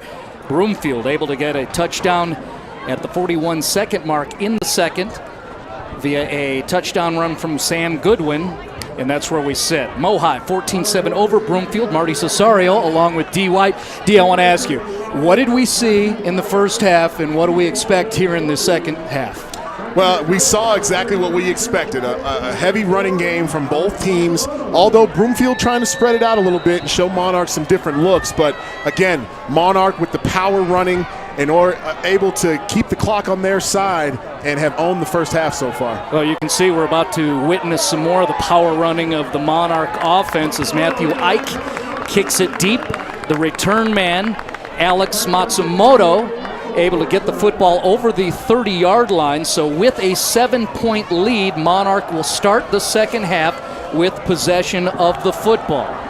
I expect Broomfield here in this second half to really start to blitz a little bit here. One of the best ways to beat a double wing T type of offense is to blitz the gaps. Read your guards and blitz those gaps. And if you can time it just right, as soon as that guard leaves, if you can fill that hole, we can see some stops in the backfield. But we'll see how Broomfield adjusts in the second half. C.J. Schmansky under center, handing it off to Max Lachek. That's been very entertaining through the first 2 quarters of play. That time corralled by the defense. See 48 right there. Lachek with the carry. Tackle. Thought I saw Zachary Young in on the play. So nice hustle on the defense there. Short gain of just 2 yards for Lachek up to the 35-yard line. Second down play coming up as Schmansky throws 2 receivers to the near side here. That's a new wrinkle. Yeah, trying to switch it up a little bit, making sure that that defense doesn't get complacent. They throw it to the tight end. There's some size to be able to engulf the football and then some body to absorb the impact. We like the look of the senior tight end Ben Kroll, his second reception of the football game. Well, and one thing that we see, or you don't see sometimes, is the job that Sam Hoswell did on that play, on that quick passing game. You want to make sure that you pay attention to that offensive line sometimes. They have to chop that defensive line in the stomach to get those hands down in order to get those passes to the outside. Schmansky to Kroll for 5 yards. 3rd down and 3. Chavez going to take the carry. Broomfield reads it properly. Zach Zur in on the play. Saw a fist in the air by Tanner Garner playing a linebacker position. We'll have to see where this 4th down is going to be set up. Looks like the 42-yard line. And again, I want to give some credit to that Broomfield defensive front. They've been holding it down pretty well on the interior there. A 4th down. Now, if you're the Broomfield sideline here, this could be a huge change in momentum as far as this game has been running so far. If they can get a stop here, that might propel them to a great second half. Not that it won't if they don't, but this is a huge chance for them. In their own territory with a 7-0 lead, Mohai's going to go for it on 4th down. They go up the gut. The ball carrier, Max Lachek, he stretches out, and I believe we are going to have a measurement from the officials. That's going to be a close one. Right now, D. Cole is to the right of camera trying to get a read. He keeps walking. And Lachek did pick up the 1st down on a 4th down play for the Monarch Coyotes. Boy, just the tip of the football there. Again, great push from that Broomfield defensive line, but just not quite enough as Lachek, the big bruising fullback, able to get a couple of extra inches in order to just get the tip of that ball past the 1st down marker. It was that last two-handed reach by Lachek, good for a 1st down. Mohai continues to start the second half. Chavez on the carry, that's blown up by the Broomfield defense. Number 76 for Broomfield there, Dylan Pokerney, excuse me, sorry about that, Dylan, but Dylan with a great play there. He's able to blow up the pulling guard on that play, which forced the running back to bounce it outside, and then the rest of the cavalry comes in and makes the play. Great job by Dylan. Dylan Pokorny, the senior defensive tackle, doing a nice job along with Zach Zur, Noah Jensen. So a good start for Broomfield on this set of downs. That's a loss of 3. 2nd down coming up. Schmansky looks to pass, and here comes the pressure. Broomfield with the sack. Breakdown on the interior of that offensive line from Monarch on that play. Again, we talked about the quick passing game. They want to try and get the ball. As you watch on the replay, the wide receivers really go downfield, and this is going to take some time. But on that right-hand side, it looked like the right side of that offensive line, everybody blocked down and left the free defender coming off the outside. Big play for the Broomfield defense there. 3rd and a mile now for Mohai. So a loss of 5 on the sack by the junior, Ryan Capasso. Monarch going backwards. They got a long way to go. 3rd and 18. Schmansky tosses it backwards. Justin Kiss through the middle and picked up defensively. Tackles made by the senior, Noah Jensen. So now bringing up a 4th down situation. Great job by Broomfield's defense to get Monarch's offense off of the field. And now you're starting to feel a little bit of that momentum change a little bit here. We'll see what happens on the return, but Broomfield feeling really good about themselves after the big stop. Monarch in punt formation. Nice job by Broomfield after they gave up a 1st down on a 4th down play. 2 consecutive forces for losses by the opposing offense, and you see that punt going to the 1. It's going to stop right there. Broomfield going to pick it up. The return man didn't want to leave it there at the 1-yard line.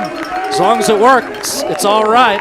Trey Ortega making a smart move to gain a little 8 yards, get some cushion away from that goal line. Great kick by Ben Kroll there, number 97, who's also made some good plays offensively catching the ball.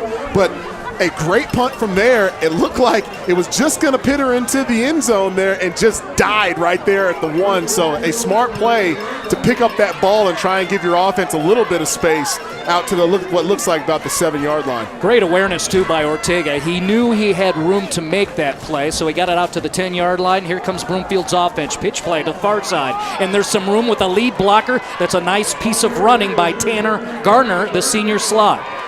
Number 52 and number 68 on that offensive line getting out in front and making some great blocks. Again, that speed pitch has been the play that Broomfield has relied on when they need big chunks, and it's been no different to start the second half. That's a 9-yard gain for Garner. 2nd down and 1. Kroll to the near side, making the connection to Swenson, who has 3 and 4 Monarch jerseys coming his way, but it should be a first down for Swenson. Go ahead. A wave of defenders there for Monarch. It looked like Swenson tried to juke out the whole entire Monarch defense, and they just kept coming in waves and able to get him down there. But after a good gain, so 2nd and short is a good gain and a good position for the Broomfield offense to be in. Correct myself. This is a 2nd down play. Pitch to Garner, who pushes forward with the leg drive. Monarch tacklers include Big 97, Ben Cole. Garner feeling pretty good. Remember, we talked about him being a senior leader, part of that state championship team, advancing to the finals last year. Was hurt. This is his first game returning, and he looks active. A little bit of a variation of the no play there, trying to get Monarch to jump, resetting and running a new play here. 2 wings for Broomfield. Kroll sends one in motion, receives. He's going to hand off to the interior. That'll be a short gain for Mitchell Gorman. Bodies flying around there. It almost looked as if the ball had come out for a brief second as we see an offensive lineman getting up with the ball. It looks like the ball may have come out, but a quick recovery by number 52. That's Caleb Kennedy.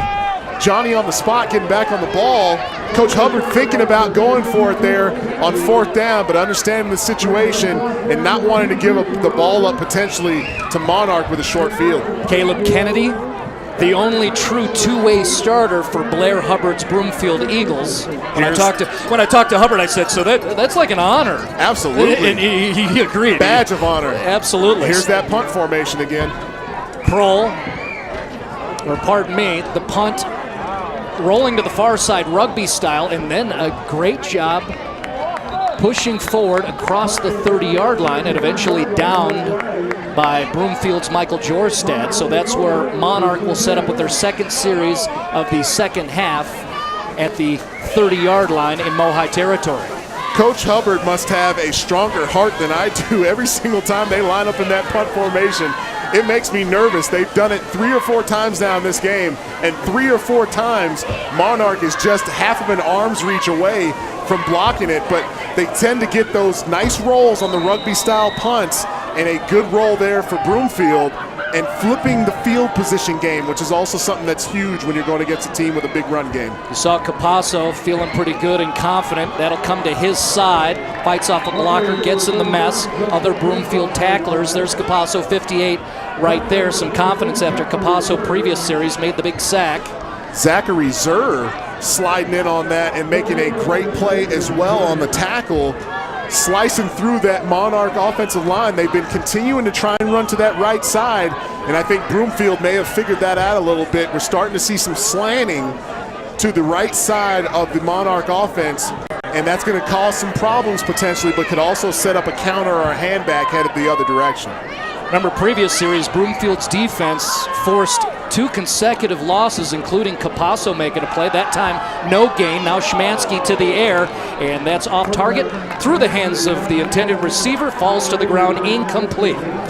Preston May on that play, the Broomfield defender, the safety, coming up and sneaking into that passing lane and forcing the ball to come out a little bit further to the sideline than Schmansky wanted there, and that probably is what caused the incompletion there. Great defensive play there. By design, we've seen it for 20 straight years with Phil Bravo running the double wing. 3rd and 10 is not how they really run the script if things are going well for the Coyotes, and that's the situation right now. Szymanski, real tight. You see the wings. Szymanski's got a fullback behind him. Here comes a wing around this side with some room, using the speed. The ball carrier, Cole Polaconi, doing a good job. Did he get a first down? Yes. The Coyotes faithful applauding because they picked up a first in a 3rd and 10 situation. Well, and that's only the second time that we've seen the sweep. And in a double wing T type of offense, that's one of your staple plays. So it's been interesting. They must have seen something on the interior of the Broomfield defensive line and that front 7 in order to want to attack the middle. But on the outsides now, causing some problems stretching that defense. Polaconi goes 14 yards back to the inside. The big boy 48, Max Lachek for a gain of 4. It looks like it's almost the running of the Bulls. The way that Lachek runs that football, he's bent over completely at the waist, has his head down, and driving through any defender that decides they're brave enough to get in his way. That is a big load. That kid eats meatloaf and steak, I can guarantee you that. Yeah, and he processes it well because he runs like a big brute. That's a bull. My goodness. Lachek gains 5. That kid is a load. 5. Yes, a load is a good word for it. Szymanski going to pitch to a wingback, Justin Kitch, who has a touchdown in this football game, and that'll set up a 3rd and a short-ish situation off the run from Justin Kiss. Wait to see what the flag is here. But another aspect of this double wing offense that you don't see in a lot of any other offenses, I'll wait here for the ref. It's going to go against Mohai.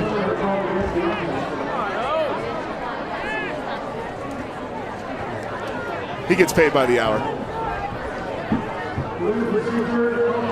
Yeah, you did a little hybrid variation on the signals, right? I'm like, all right, you improvise, man. I didn't know if he was making a signal or he was YMCA came on somewhere over the loudspeakers. But another thing that you notice sometimes in these type of offenses, on these next couple of plays, I want you to watch the quarterback. The quarterback folds into the blocking sometimes with this offense. Keep an eye on Szymanski. 3rd down play, 44-yard line. Polaconi to this side. Recently in the series, a 14-yard gain. That time defended well by the Broomfield Eagles. And we'll credit getting in on the play, Michael DeCamillis, doing a great job for the Eagles. Could you imagine Denver fans, if you've been a Broncos fan here over the last couple of years, could you imagine Peyton Manning being one of your lead blockers? And in this Bravo offense, this double wing that we see, I love to see the quarterback mix it up. I think that's one of the coolest things in high school football. Szymanski looking for Christensen, who is split up top, and that is well covered by Broomfield.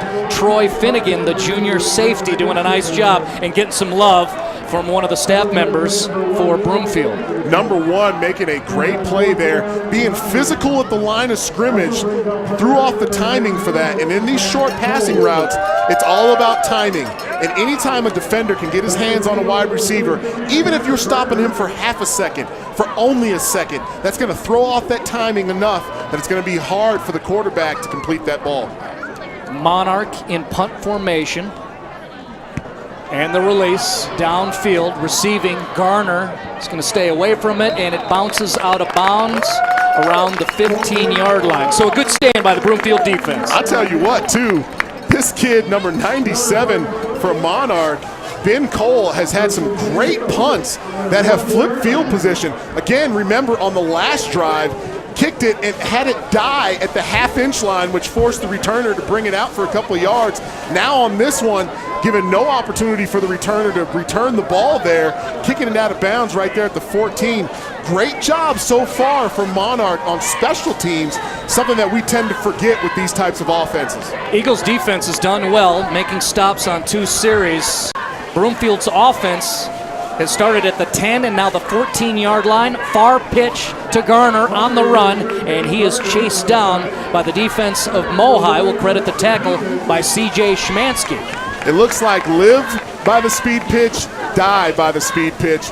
And so far they've been living, and it's been working for them so far. Now they're going to have to find a different variation because Phil Bravo and that defensive staff, once they start to catch up with that, they're going to have to find something else that works. 2nd and 5 here. Kroll's going to go to the air, near side, gets it over, and boy, that's a nice open field tackle from Monarch.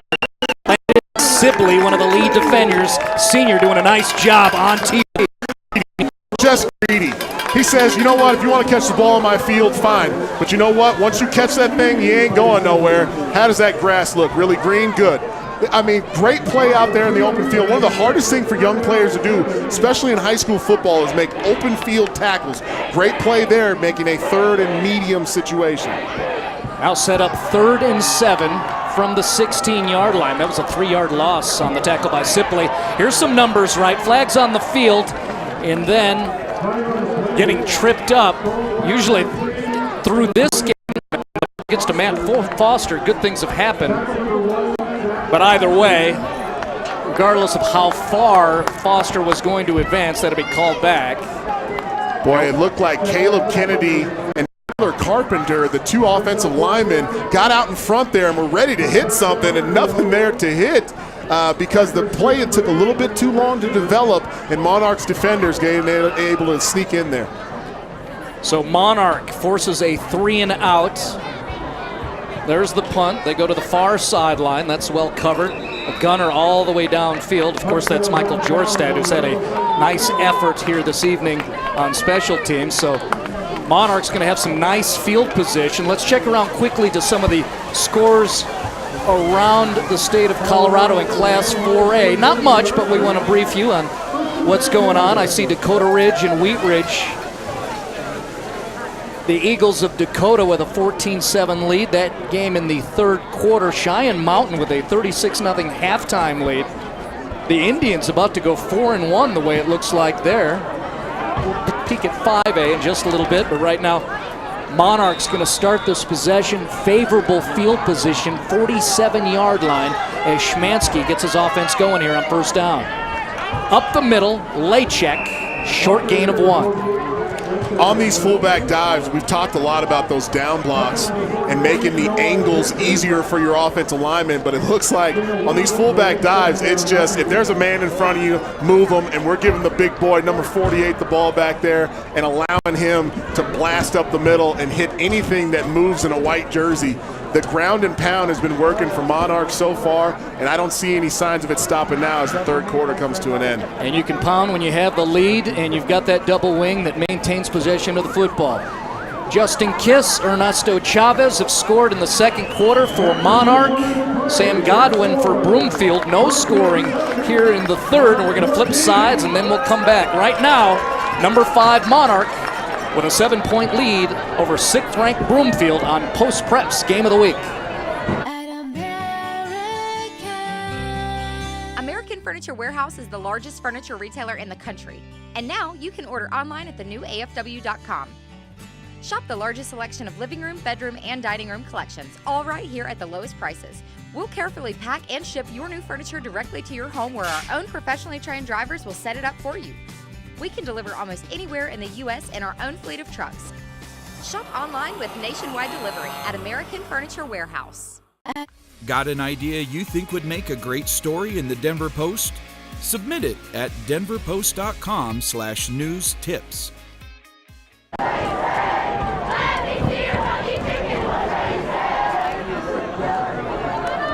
Spirit Squad and the Palms for Monarch. Pretty happy here on their home turf. We're at Spartanburg Field. Pardon me, let me correct myself. That's Spangenberg Field at Warrior Stadium. I got the Centaurus thing kind of lost in here. 14-7 lead for the Monarch Coyotes with the football as we start the 4th quarter. Big play for the Eagles defense, but a flag on the field.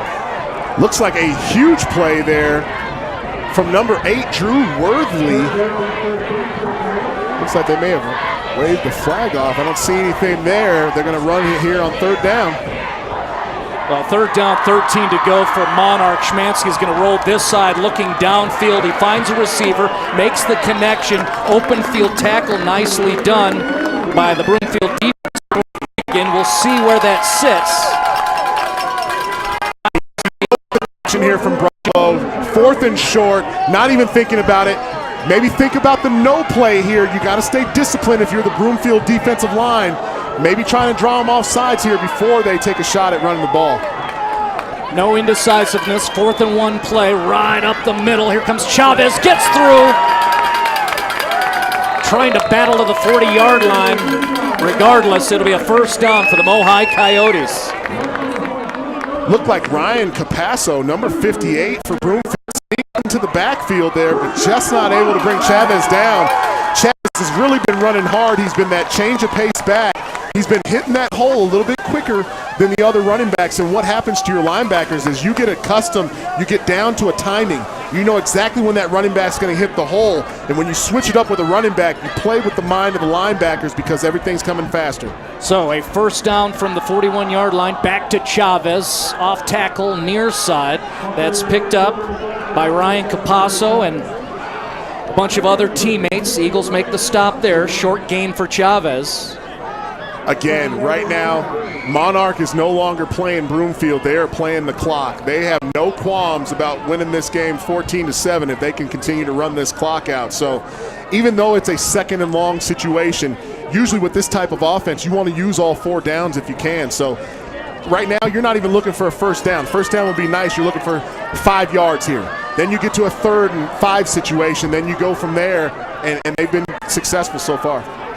2nd down and 9.5. Szymanski steps through on the near side to gain 4 yards.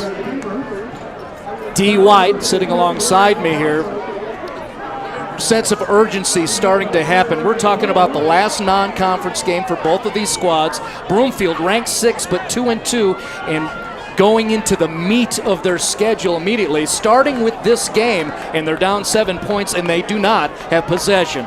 Well, the one good thing about this for Broomfield is this sets you up before those non-conference games. You have a tough-nosed opponent that you have to deal with before you get into the meat of your season.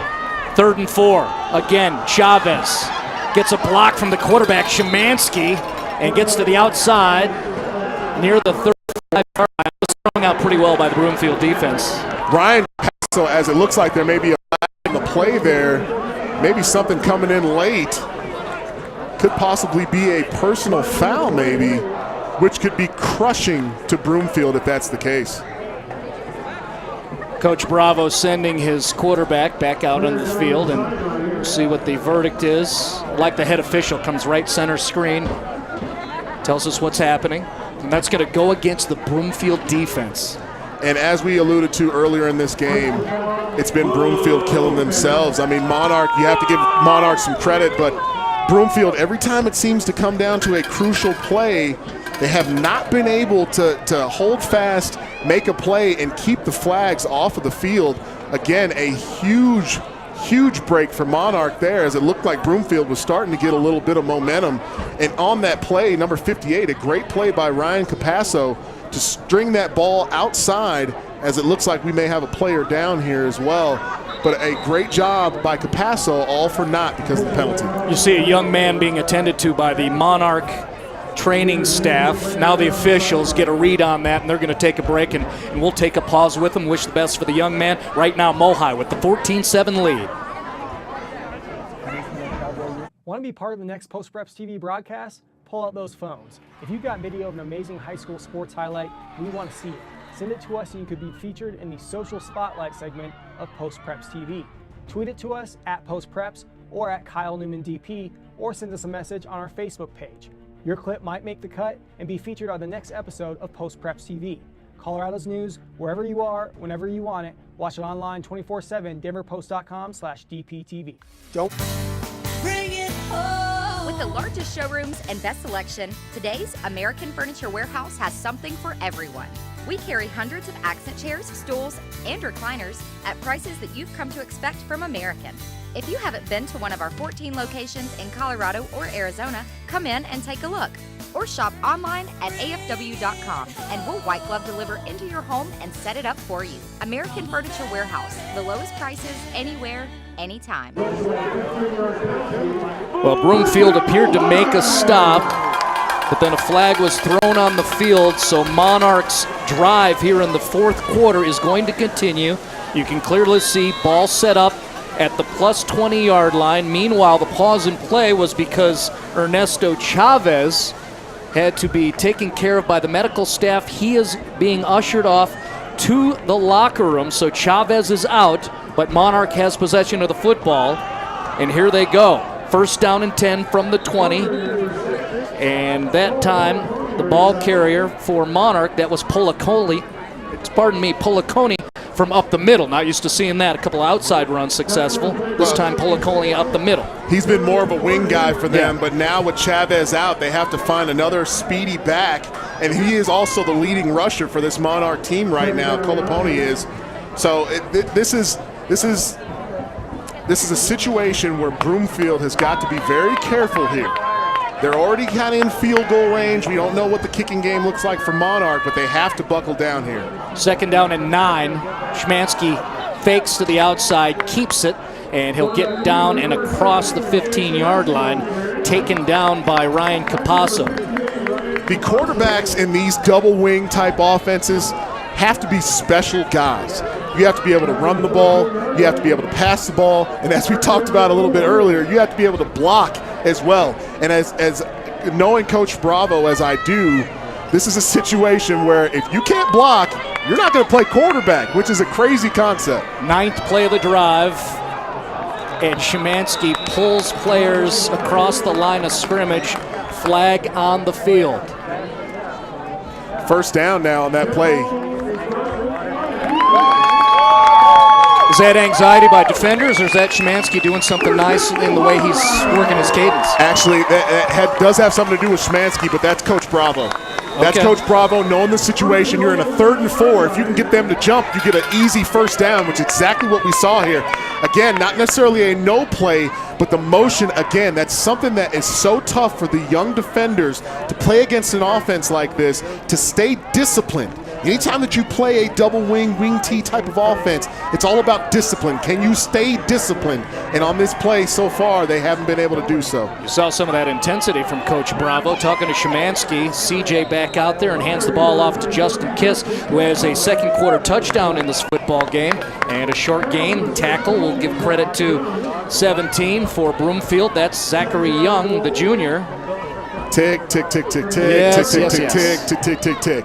That clock is slowly dwindling and going away. And if you can believe it, if you've looked at your watch, ladies and gentlemen, it's not even 9 o'clock.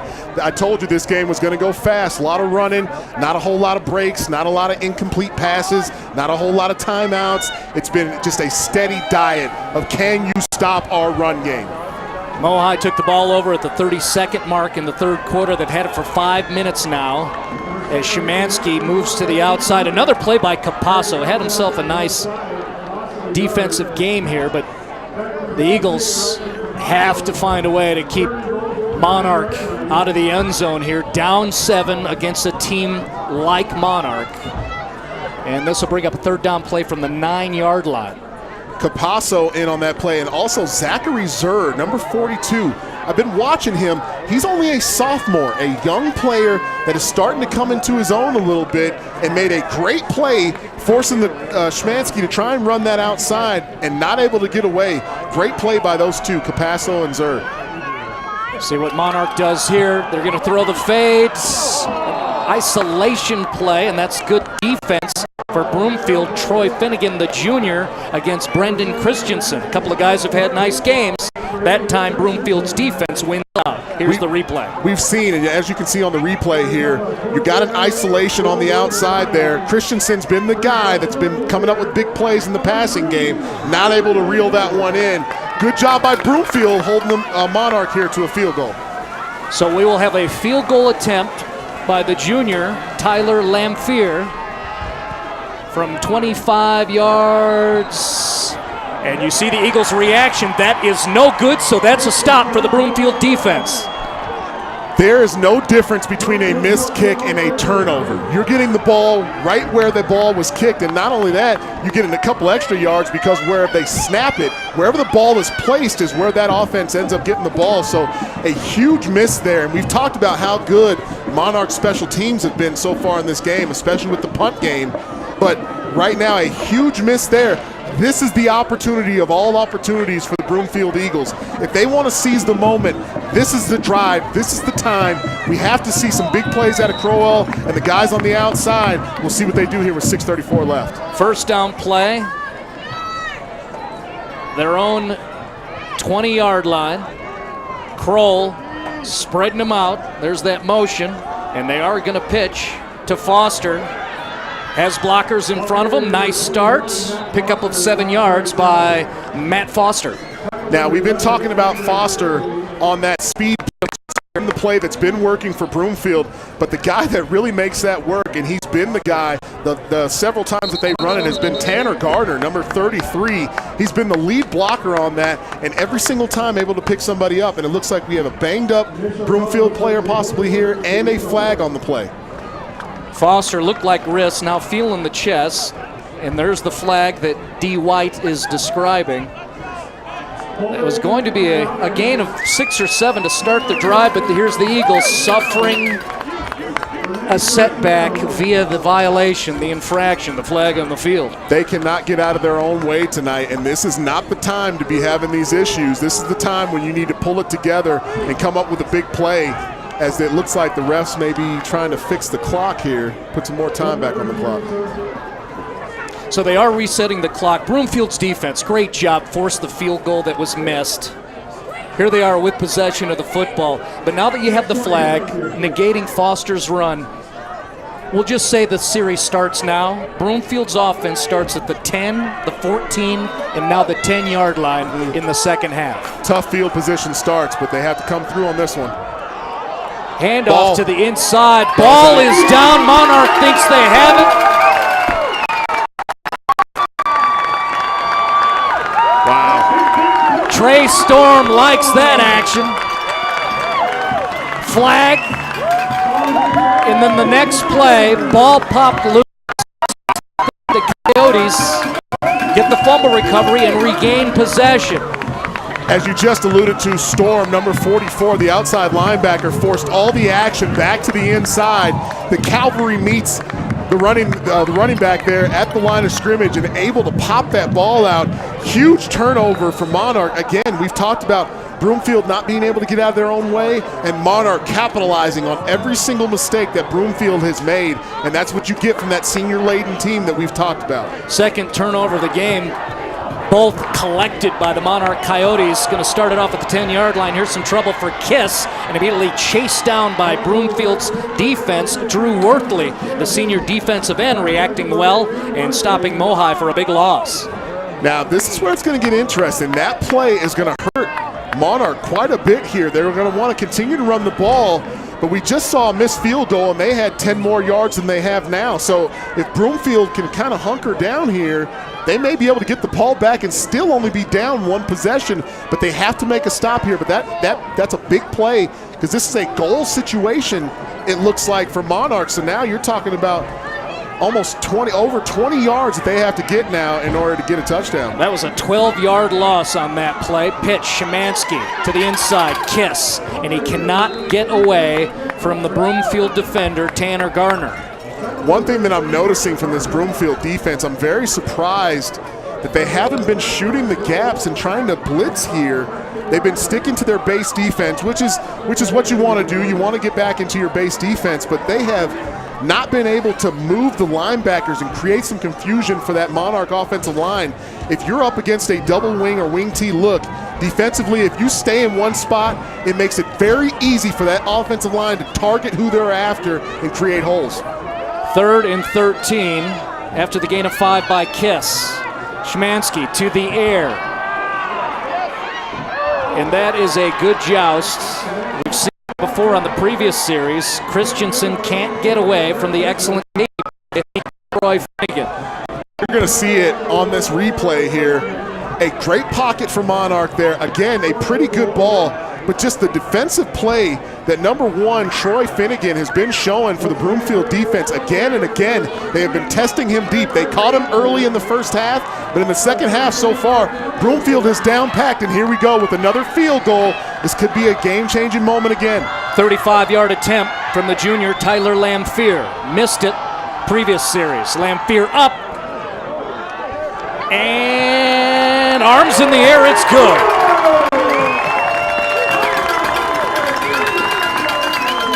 Redemption, redemption, redemption. Gets another shot at a field goal and able to nail it. number 3 there, Tyler Lanfear, coming through in the clutch. 4:37 left in the ball game now, a 2-possession game. So if you're Broomfield and Coach Hubbard, you have to be thinking quick strike here and trying to have the ability to come up with something that maybe Monarch hasn't seen. This is a time for a trick play, a long pass. This is the time where you want to switch it up and not come back with the same stuff. But again, we've talked about with these types of offenses, you cannot get behind the 8 ball. And now a 2-possession game for Broomfield being behind. They have got to get something and get something fast here. That was the lone score of the second half, the 35-yard field goal make by the junior Tyler Lanfear. At what point, with Broomfield coming up with an offensive possession, that's where we're waiting. What do they do with clock management? We're under we're about 4.5 to play here in this game against Bravo, double wing, Monarch. You know the situation. Now, I have an inkling what we're going to see is what we saw towards the end of the first half. Spread them out a little bit, quick passes, up the tempo a little bit, and see if they can't get in the mix. Short kick here. A little bit of trouble there. Looks scary, but a good job by Preston May in getting to the football. Number 2, nice react, because that was weird. Over end. You expected the long boot from Lanfear, not the case. So Broomfield, this is their best field position the entire football game to start a series. It'll be set up at the 39-yard line of the Eagles. Broomfield here, as I said, and like we just talked about, we expected them to kind of spread things out a little bit, see 2 wide receivers. I expect that up-tempo offense that we saw at the end of the first half. Broomfield has not gained a first down in the second half. That is the first handbag play that we've seen. We call that the handbag because you're having motion come into one side and you have only one back kind of slip backwards the other direction. So it's a sort of counter play, but a play that you want to use for big yardage. Foster gain of 6. Kroll to the outside, tries to get it to his receiver, the junior Aaron Martinez. That connection not made, and now we have a stoppage in play. Correct myself, Broomfield does have a single first down in their first series of the second half. D.Y. looking through the window, trying to get a read on what was that call and why did they stop play. It looked like they're going to go back and rerun that play. It looks like the clock didn't start. They just added some time back on there. They're going to let the play stand, so third down here. So we've got third down and call it 5 yards to go. Downfield, over the top of the defender. What a great one-hand catch from the senior Tanner Garner. Wow, number 34 for Monarch, getting his hands on the ball. Alex Matsumoto making a good play, trying to get his hand on the ball, tips it up, but the concentration, able to stick with it for number 33 Garner, who's been one of the big players for Broomfield tonight. 13-yard gain for Broomfield, approaching the 4-minute mark remaining in this football game. Eagles trail by 10. Kroll downfield looking for Garner, over the top between 2 defenders and a little bit long. Boy, he had him there. It looked like he really had him. Might be a roughing the passer penalty back in the backfield. This could be some added yardage for Broomfield, even though they didn't get the long bomb. Our crew reacting here in the booth upstairs above Spangenberg Field, and there it is. It's nice to advance forward without the clock ticking. Almost a reverse of fortune from what we've seen tonight for Broomfield, actually going in their direction this time and giving them a little bit of help. Now 3:58, almost 4 minutes still left here on the clock. Still no panic for Broomfield. There's no reason to panic. If you can get into the end zone, great, but even if you can't, you can kick the field goal and then try and get a touchdown later just to make it one possession. So 13 yards to Garner, then they couldn't connect with Garner, but a penalty on a roughing the passer. Broomfield's on the move, trailing 10. Inside to Foster for a short gain of 1 or 2. I'm very surprised that Broomfield, not to say that I said they shouldn't panic, but you'd like to see a little bit more of a sense of urgency. As you run the ball, that clock is going to continue to run, and they're fighting against the clock, not necessarily Monarch right now. They've been able to move the ball, but they got to speed it up. 6th-ranked team in the state, Broomfield Eagles, trying to stay above 500, beating this 5th-ranked Monarch team. They're trailing 10. That sails out of bounds. Flat pass from Kroll to the far side, incomplete, but it stops clock. That's a good thing. I wouldn't be surprised to see maybe Broomfield come back to that play. If you look down there on our side, the near side of the field, Aaron Martinez, number 80, was wide open. They may come back to that. Well, that's Martinez again, bottom left-hand corner of your screen. Run the motion man, Garner. Kroll looking to pass, flips it to Garner. That's tough to handle. It falls to the turf. And an upcoming 4th down play for Broomfield. Jack Kapushin was the guy that actually made that play. It looked like Kroll wanted to go deep and did not have the ability to, because of the play that was made by Kapushin, who's been a guy that could be in the running for that American Furniture Warehouse player of the game. He's had one near interception, an interception in the end zone, and then maybe stopping a touchdown on that play there. So now we're getting down to the nitty-gritty. 4th down, last-ditch effort here for the Broomfield Eagles. Great point by D. White calling out the defender Kapushin. Here's a 4th down play coming up. Foster, this side. Kroll looking downfield. Finds a man. It's complete. That's a 1st down for the Eagles. They're still alive. There, got to come up with a play.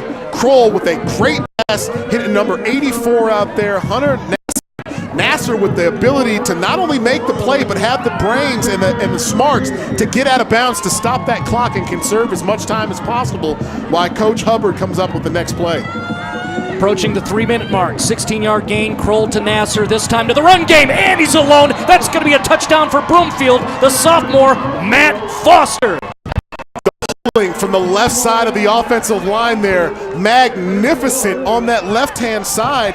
Great hole that they created. They were able to block everything down on the right side, peel everybody from the left side, and lead the runner into the end zone. As we look here on the replay, number 52 getting out front there. Some big boys having some fun, saying, we're back in this game. This game ain't over yet, baby. Awaiting the point after attempt. That's up.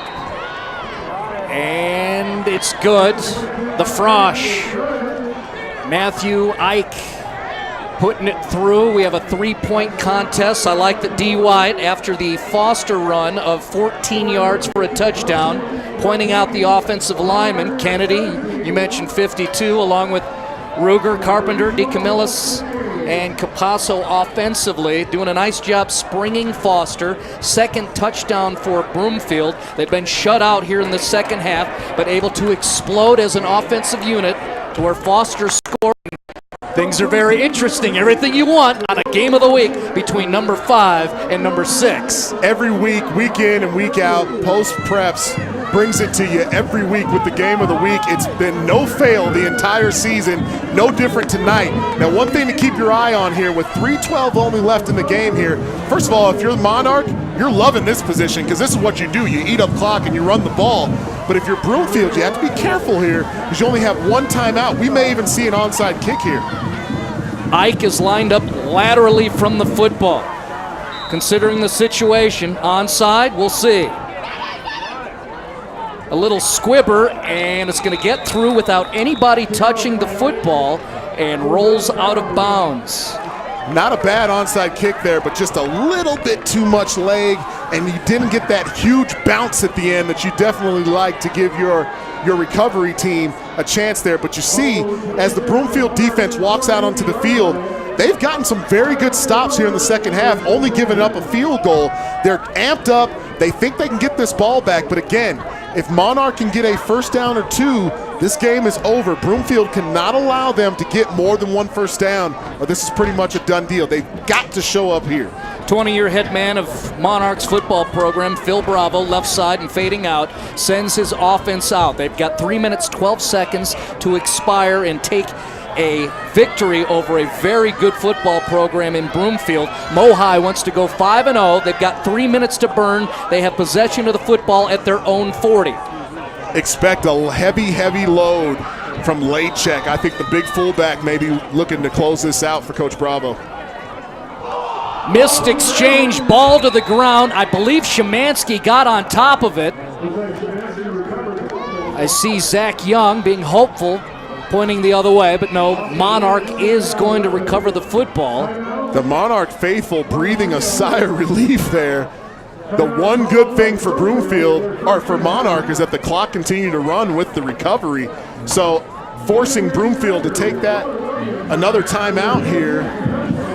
I believe shows they may have 2 timeouts left here, so they have the ability to stop them. If they can hold them down to 4th down and force a punt, they can actually get the ball back. They may not have any timeouts left, but they could have well over a minute when they get the ball back in order to try and make something happen. But it all comes down to these next 3 downs, 2nd down, 3rd down, and if they get close enough, Bravo may go for it on 4th down with the way that his defense has been playing, although Broomfield scored on the last drive. So as you said, interesting is the key word. There's a lot of different factors as to the way that this can go right now, but if you're Broomfield, got to get 2 big stops. If you're Monarch, got to get a 1st down. See the wide shot. Broomfield's defense already out on the football field. They know what to do. They know what they have to do, which is make stops. Kiss has the football near side, makes 1 cut, and he's tripped up at the ankles, gets across the 45-yard line. Great tackle on that play there. Just an outstretched arm for number 7, it looks like, for Broomfield. That's Mitchell Gorman, able to get a paw out there and stop him. Or number 17, excuse me. That is Zachary Young, able to get a paw out there and trip up the runner. Now 3rd and short. Boy, there's a lot of options for Monarch football right now.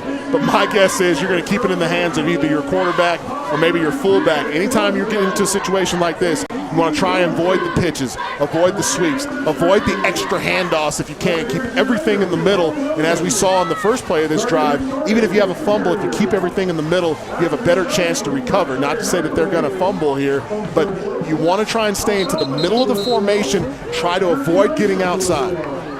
Saw Coach Bravo talking about his offense, our technical direction team giving us hints about the implications, not only 5 versus 6, but they've got big games coming up. Broomfield's got Loveland, they're undefeated, are the Indians. Monarch's got Skyline. Right now, under 3 to play, 3rd down play for Mohai.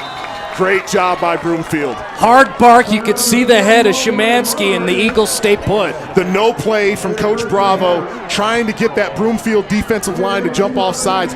Great discipline by that defensive line to stay down packed and not be able to give up the easy yardage. We're going to take a break during this timeout.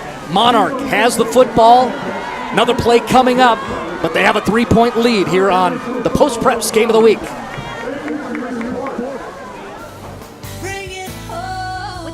Showrooms and best selection, today's American Furniture Warehouse has something for everyone. We carry hundreds of accent chairs, stools, and recliners at prices that you've come to expect from American. If you haven't been to one of our 14 locations in Colorado or Arizona, come in and take a look. Or shop online at afw.com and we'll white glove deliver into your home and set it up for you. American Furniture Warehouse, the lowest prices anywhere. 3rd down after another timeout. Ball up the middle. They give it to the big guy, Lachek. Broomfield trying to hold him back. Did the Coyotes get the 1st down? Their student body underneath it. It all comes down to the spot. And right now where the ref is, it's going to be very, very, very close. If they don't make it, 4th down, are they going? You got to go. I think if you're Coach Bravo at this point with 2:30 left, you've got the big fullback, you've got Szymanski who's been able to run the ball. If they are short, I would fully expect them to run the ball and go for the 1st down to end it. Measurement is coming out. You can see the football. Great shot by our camera guys, Brad Hagel and Mike Trujillo. God, that's close. Moment of truth, and we'll let you watch. He got it. He got it. Wow. Szymanski, senior, here's the replay of Lachek bowling his way to the 1st down. But it's all about that offensive line, the drive off the ball, the big uglies up front, and we say that with affection, not as a detriment, but the big uglies up front causing that push and able to give Lachek 2 yards almost before he even gets to contact. So great play by that offensive line. Now things get a little tough if you're the Broomfield Eagles. Lachek needed to get to the 50. I put on my score summary. He got to the 50.2. Wow. Just that much. I mean, great call there. I mean, we figured that it would stay in the middle of the offense. We thought it would probably be either Lachek or Szymanski with the ball. And again, putting it in the hands of their big senior who's been the consistent factor for them offensively all night, being able to power that ball, some of the big runs that he's had. but so far it's been a defensive battle. Only 17-14 here, but 2 of these scores coming in the second half, so it's really been all about the defense today. But again, lay check, the leg drive, the power, the push, and that offensive line keeping those defenders off of him for at least 1.5 yards before contact. Great job by that front 5. Timely first down, Max Lachek, AFW Player of the Game, coming up at the conclusion of this football contest. First down at the 50 for Monarch. They go up the middle. Broomfield just engulfs the ball carrier. A little late love right there. And that was another carry by Max Lachek, the senior fullback, a gain of 1 yard. And I don't think that, I know the fans aren't exactly excited about that, but it didn't look like there was any foul play. It looked like they just kind of fell out of the pile there on the backside. But the clock continues to run. Mohai knows what they need to do. They have to run this clock out. Now there is a small chance. If Broomfield can get a stop here, they may have up to 20 to 15 seconds to try and do something. But again, they have to get some stop here. Mohai taking all the time they can. You see Szymanski being very deliberate about receiving his orders. They give it to Justin Kiss, near side. Makes one cut. He's got space. Cuts down the seam. That's a long run for Justin Kiss. 49 yards. Justin Kiss. Victory for the Monarch Coyotes. What a run. The outside run there, the ability to cut it inside. We've got flags flying everywhere. I see at least 3 or 4 on the field there. Maybe some extracurriculars after the play. That run there sealed the deal for the Monarch Coyotes. The power, the speed, the vision in order to cut it into the end zone there. Great play, great replay by our replay guys there, showing that off. Great run for Justin Kiss, the guy that seals the kiss of death for the Broomfield Eagles. Second touchdown of the football game for Justin Kiss Sr. Credit his running back mate, Cole Polacone, with a nice downfield block to pop Kiss for the touchdown. The spread is now 9 in favor of those guys, with the M on their golden lids. Monarch, the number 5 team in Class 4A, is in a good position to advance to 5-0 before they head to conference play. And it looks like we're coming up towards the end of the game here, and we are looking around for guys for our American Furniture Warehouse Player of the Game. That just changed the game? I think we might have to change the name on that. We were maybe going with a defensive player, but that run may have changed the rhetoric. That gain right there, that run, that play changed the entirety of this game, and that's kind of hard to overlook. Still a flag on the field. We're waiting the verdict to come and be delivered by the officiating staff. We still do have some time, and we've seen crazy things happen in Colorado high school football. We will stand by here. Let's look at Broomfield and what they've got coming up for them. This is the 6th-ranked team, a team coming off of a state finalist season in 2016. They are heading into their heavy conference schedule. They're going to take on the undefeated Loveland Indians next week, and then they've got the Spartans of Greeley West. You see the penalty will be all waived off. That's why I continued, so no matter. We'll wait for the PAT from Tyler Lamphere, the junior kicker. Always tough place to play at Loveland and deal with that type of team and the way that their fans are. A lot of rabid people up there, and they love their Loveland Indians. Well, it's fun to watch the northern football up here, and that's where we're sitting up here in Boulder County, and we extend north. I mean, you know, we've got 2 squads right here for Monarch and Broomfield, and we were just mentioning Loveland, Greeley West. Monarch's got a Skyline team that they're going to watch tomorrow night. Skyline's currently undefeated on a long run. Undefeated, having a great start to the season so far. It looks like we've got an offsides. My guess is, well, if they blew the play dead, they'll have to kick it again. But if they decided to let it stand, they could just decline it. See what the ref says.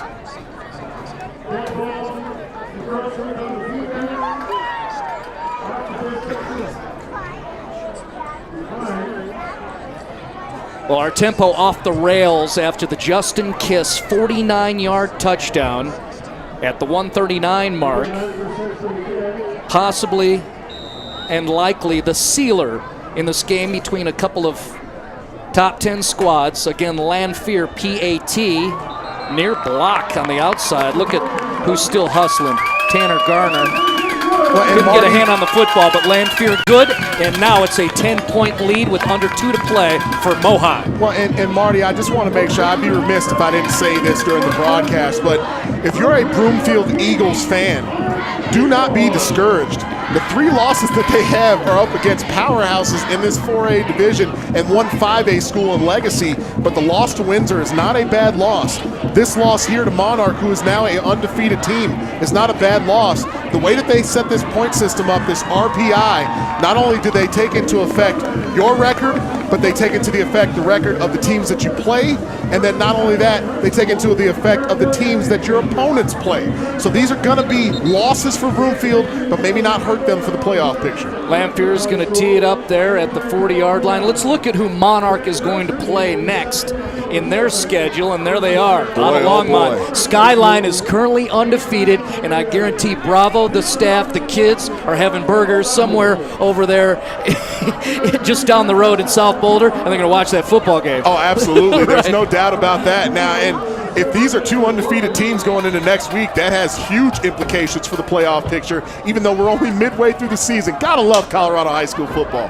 Lanphier sends a short one up in the air. Garner goes to get it, and he's got some space. He can't break through. Nice tackle there and a good hustle. Appreciate the recognition of Ben Fuchs there, because I thought the senior Garner was going to break a big one, and that would have changed everything. Well, and I think Garner, if we were going to give a player of the game to the Broomfield Eagles tonight, it may be Garner. The way he's blocked on the outside, the way he's been consistent defensively, the runs that he's had, the awareness that he's had as a senior captain for this team. I mean, this is a kid that really showed his heart tonight for the Broomfield Eagles. Maybe coming up short, but again, there's still time on the clock. 39-yard line in Broomfield territory. Kroll drops back, has to step through. He's going to be taken down. That's going to be a sack by big 44 Trey Storm. The Storm has arrived in the backfield of the Broomfield Eagles. Trey Storm is all over the field tonight. I'm pretty sure that's why he's got that C on his chest for captain, because he's been one of the senior leaders and captains. The way that you want your captains to show up, that's what you've seen from him tonight. Great plays from him all night long. I'm pretty sure that's why North Dakota is talking to Trey Storm for an opportunity to play FCS football. So the sack by Storm, flip it to the outside, misconnect with Mitchell Gorman. Our next broadcast here on the Post Preps Game of the Week.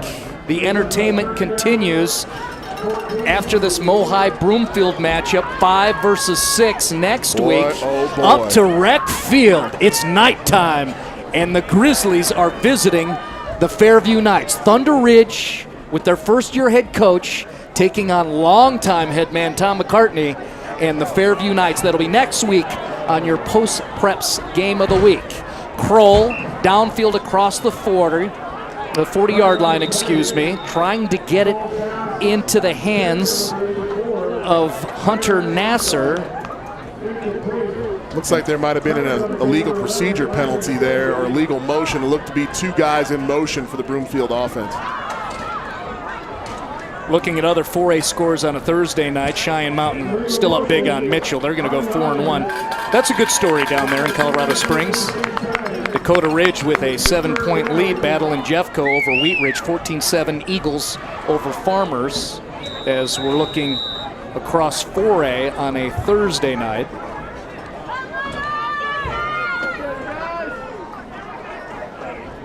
Kroll with Foster behind him. Kroll's going to look downfield, a little bit more pressure, feels it nicely. Here's a hoist.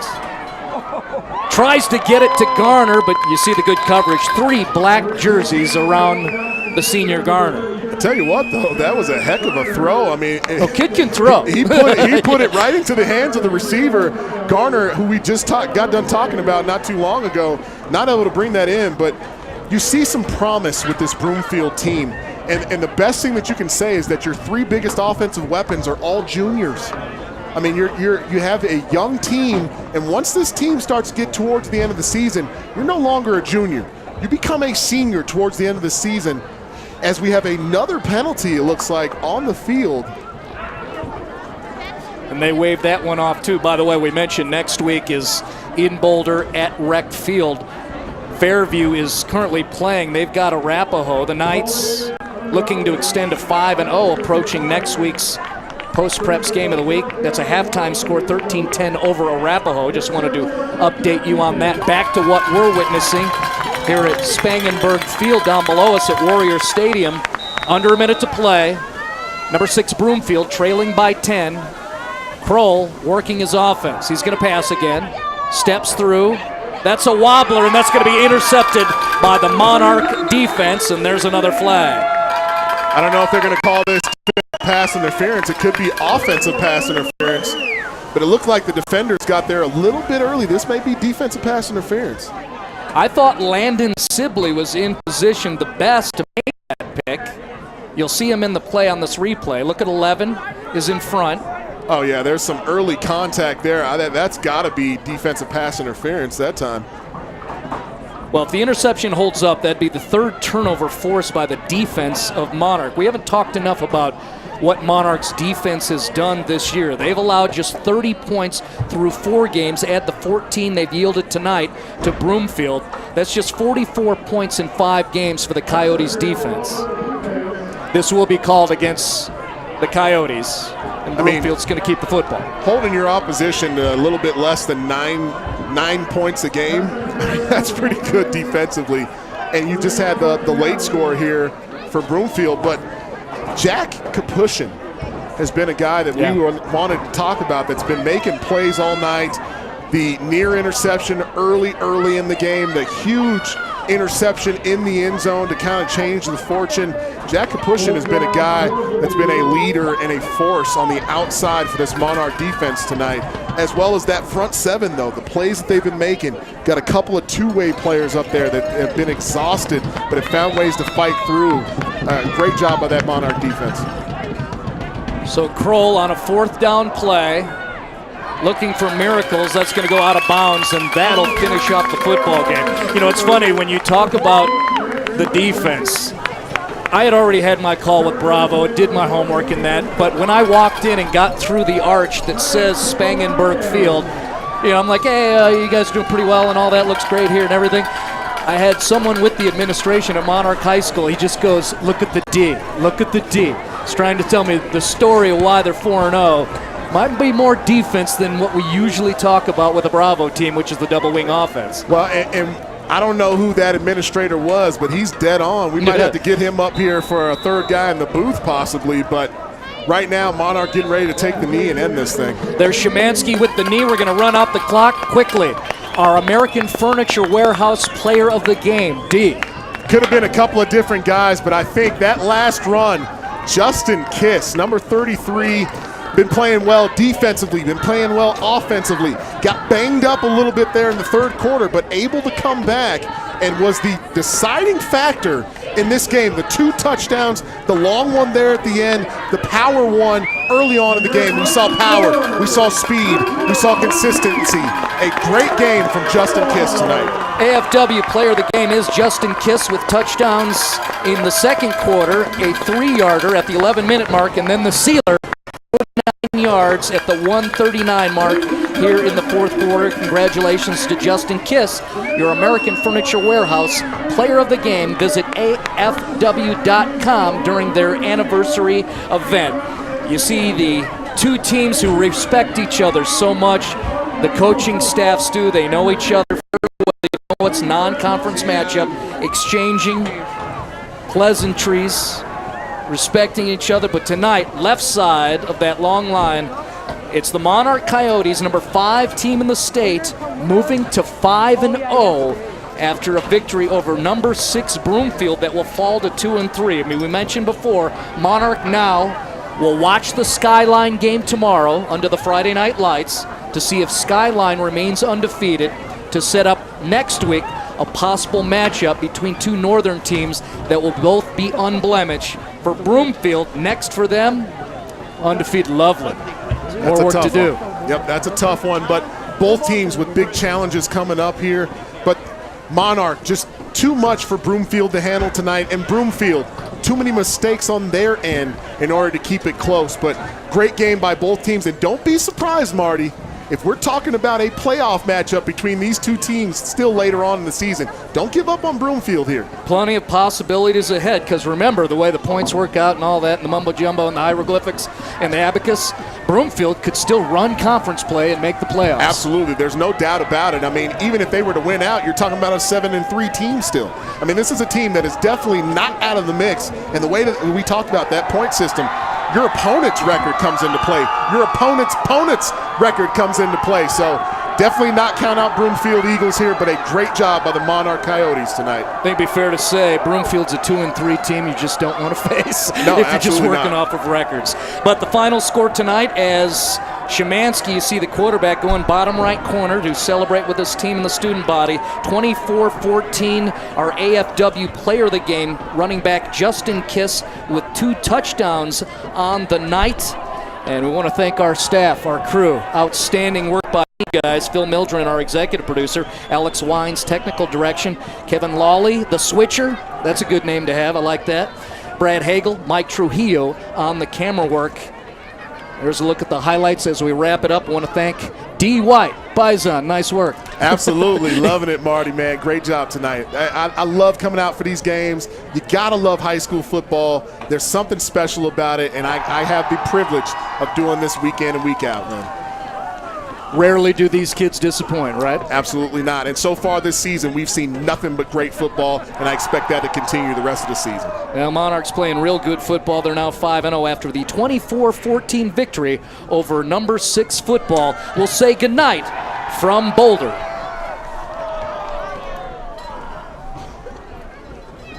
Thanks, guys.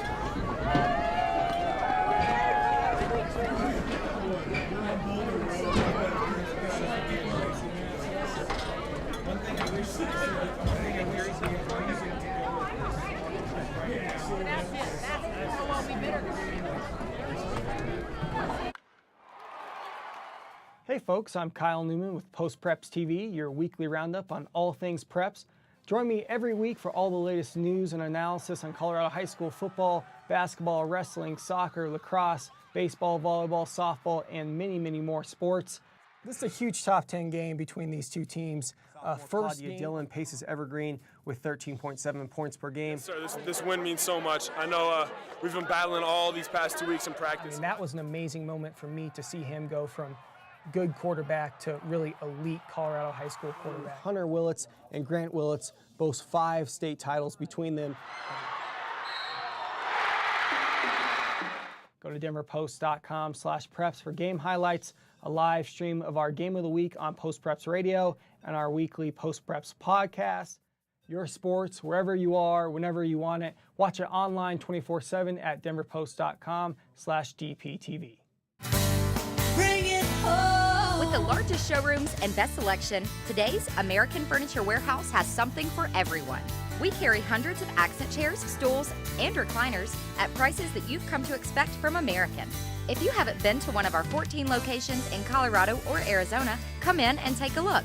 Or shop online at afw.com and we'll white glove deliver into your home and set it up for you. American Furniture Warehouse, the lowest prices anywhere, anytime. Don't want to miss any of our Post Preps TV broadcasts? Like us on Facebook and turn on page notifications at facebook.com/postpreps.